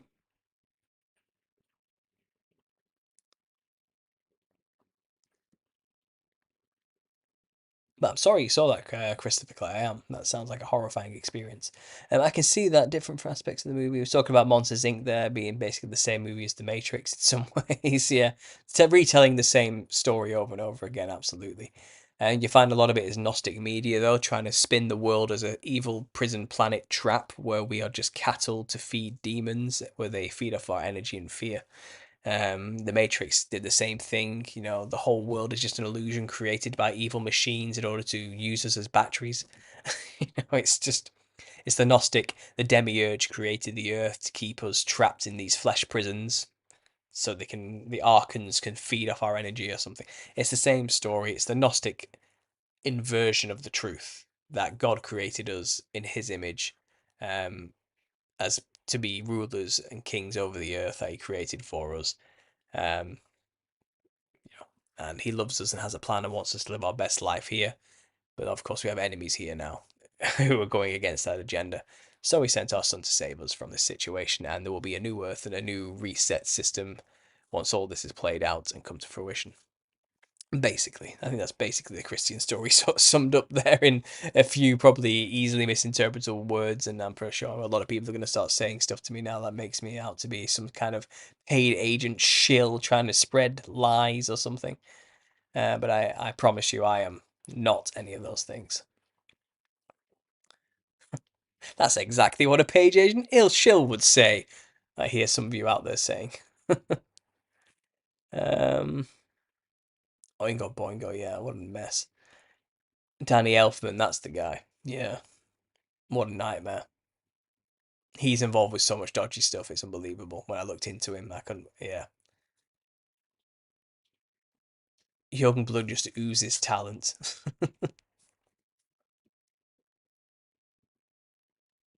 That's just sad. Yeah.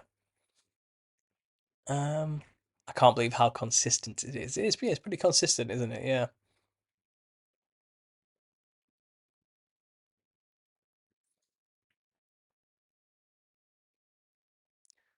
Helena Bonham Carter. I think that is her. I think that's who that was. That red-haired woman I showed you there. Yeah.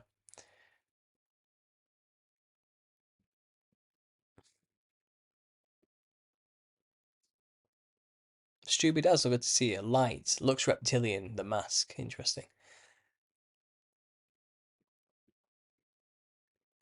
It's just shocking, is all. Says Zach redacted. Yeah. You'll get used to it. You'll get used to it. Ugly, but we're not allowed to say so. It's supposed to be beautiful, indigenous, artistic expression or whatever. That's right. Quinton V, thanks for being here. Better late than never. Wendy Moore, Nina Hagen. Yeah, Nina Hagen. Yeah, I think that's who. I think that's who it was.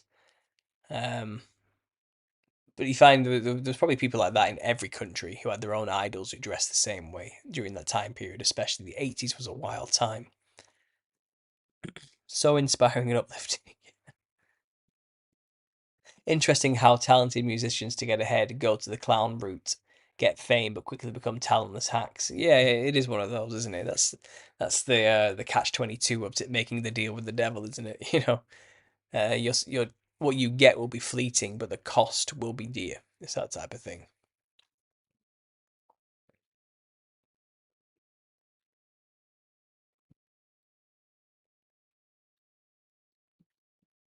No one cool is into Metallica. Yeah. Um, turn into one-hit wonders. That's right. Only edgy '90s people live and listen to heavy metal. Yeah. Right, I'm trying to catch up with this chat. I think I'm slowly getting there. White magic, black magic, the checkerboard. It does represent that too. People have come up with all sorts of symbolic reasons for the checkerboard. Honestly, the from darkness to light principle. You know, the duality of man principle, the duality of reality with the yin and yang principle, or something like that. You know, like you said, the whole white magic, black magic principle. But I think it literally just represents the map of the spirit realm. It's kind of like a basic. It's just a symbol that represents spirit realm. You know, I think that's as simple as it goes for the symbol, and that's why the floor is the spirit realm, and they're walking in it, on it. You know, that's it's kind of like a mirror. They're trying to mirror that realm, or make the entire floor of a Masonic hall a portal to the spirit realm. You know, I think that's what they're trying to do there by having the black and white checkerboard pattern laid out. Just like dressing like a clown creates a portal for a demon to possess you, laying out the portal of your checkerboard on the floor opens up that room to be a place where demons can come. I think it might be a similar principle that they're trying to play on there. Just that's my theory from my research. I'm realizing there's a lot more to it than I thought there was, um, and there's a lot of pontification on the esoteric symbolism behind the checkerboard floor, but perhaps it's literally just a very practical, useful thing. You know, it's not so much it's not as occulted and metaphorical as we think it is. You know,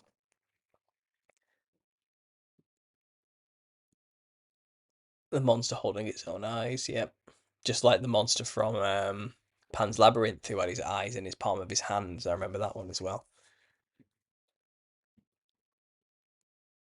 Cat Dog. Yeah.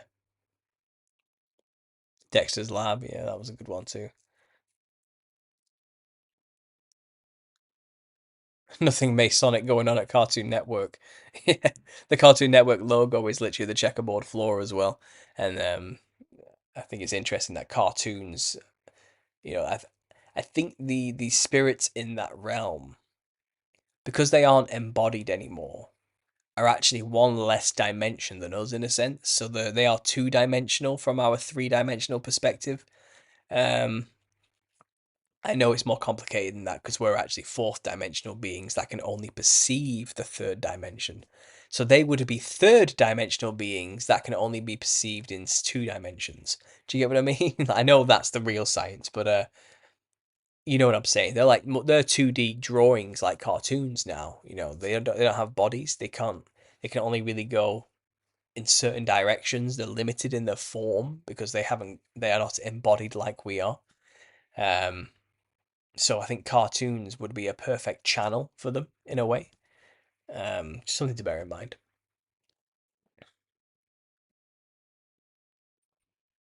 I've been using checkered slip-on Vans for decades. No problem still using them though. I don't know. I don't know. I used to have checkered Vans when I was a teenager. Actually, I did. I had a checkered belt as well. Um, but I wouldn't wear them now myself personally. More of an Adidas type of guy, but I think the shoes might be all right. Um, as long as you're not, wearing white makeup and red lips and a wig at the same time. Yeah, I think you'd be able to pass there.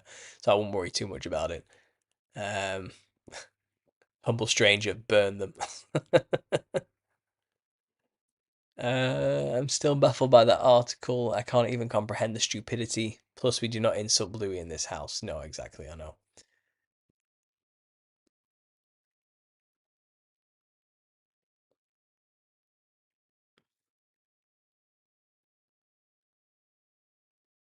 It's like someone brought up the thing I said about the end of the book.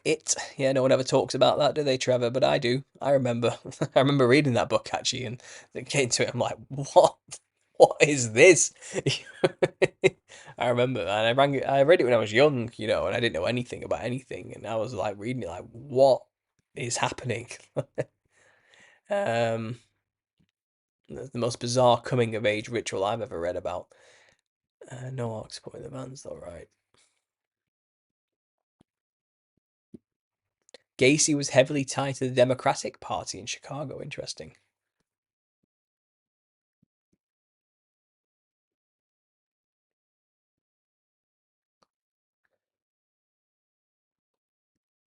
The most infamous serial killers have CIA ties one way or the other. Interesting.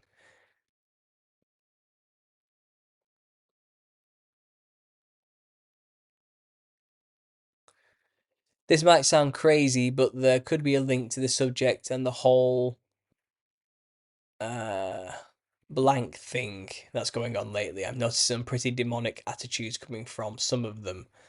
Um, yes, the multicolored collective, as I refer to them, certainly are manifesting demonic traits. And they're a very colourful bunch, aren't they? And we'll say that. Insane Clown Posse, says Catherine. Yes. Um, Bowie and Robin Williams both started their careers as mimes. Fascinating. Heath Ledger died mysteriously right after playing the Joker. Yeah. There was the dwarf clown in the Spawn series, the Defiler, I think his name was. Yeah, I remember. The fact that the voice changes makes me sort of doubt anything. Right, I think I've just caught up to the chat. I think I've done it. I think I finally got to the end, just in time to get that 2 hour mark, just over. I'm 8 minutes over. Never mind. But yeah, guys, it's been a good talk. I think I'm going to round it up here. If you like what I do and you're new to the channel, make sure to check out the community tab on my channel. I post things there quite regularly, some extra stuff. And also, you can support me through Patreon. $5 a month gets you access to an extra video every week, early access to those, and plus extra stuff as well. There's currently a video on there which was banned just this week, so I put it on there instead and swapped out the patron video instead, so that's been visible. Yeah, the book progress is going well. I'm halfway there. Thanks for all the amazing donations on the book as well. That's honestly, that helps me so much. You have no idea. But yeah, it's overwhelming to see the support for the theory in the book. I'm so happy and thankful to all of you really for being here on this bizarre journey and quest I've ended up on. But it's good to know I've got a bit of support along the way. It really is. So I appreciate that dearly. So thank you. And make sure to subscribe to the links down below to the new podcast channel, Tales Under the Big Top. Okay, so me and my wife will be maybe every 2 weeks or maybe every week. It depends how we work it out. Just having a headline reading reaction chats just for a bit of fun. So make sure to get down there and follow us on there for something a bit extra. Hopefully that could be something cool. We'll see. Like I said, I'm on plenty more podcasts this week. And a lot are going to get released throughout October that I've already done. So keep your eye out for them. I'll be posting links to them quite regularly as well. So there's more content there on its way. If you have any clowns in the wild that you've seen or want to share with me, the best place to do that is in the Telegram group. So join the Telegram group. Links are in the description. And share with me anything you find. And it's a nice community as well. We all have a great time and talk with each other there and share our own thoughts and feelings about all sorts of things. So it'll be good to see you all down there as well. So make sure to join that, guys, the Telegram group, and obviously the new podcast channel for my wife. Also, the links are down there for my wife's YouTube channel as well. She's a YouTuber like me. She took a break for a while, obviously, when everything went down and we had a child and everything, and she's trying to get it back up again and started and up and running. So if you could support her, I would greatly appreciate that, and I'm sure she would too. Just go down there, subscribe to her channel, and just watch all of her videos. All right, get that view count back up, get those watch time hours back up, and let's get that channel up and running properly again as well. So that'd be a favour I'm asking you to help me with. That would be lovely if you could help my wife too. I think that's everything. Yeah, that's everything. Like I said, I'll be back next week with another live show just like this one, and I'll have some random little videos spattered throughout the week as well. But I'm very busy right now with these podcasts all over the place and work as well for my photography company. But again, guys, I'm going to leave it there.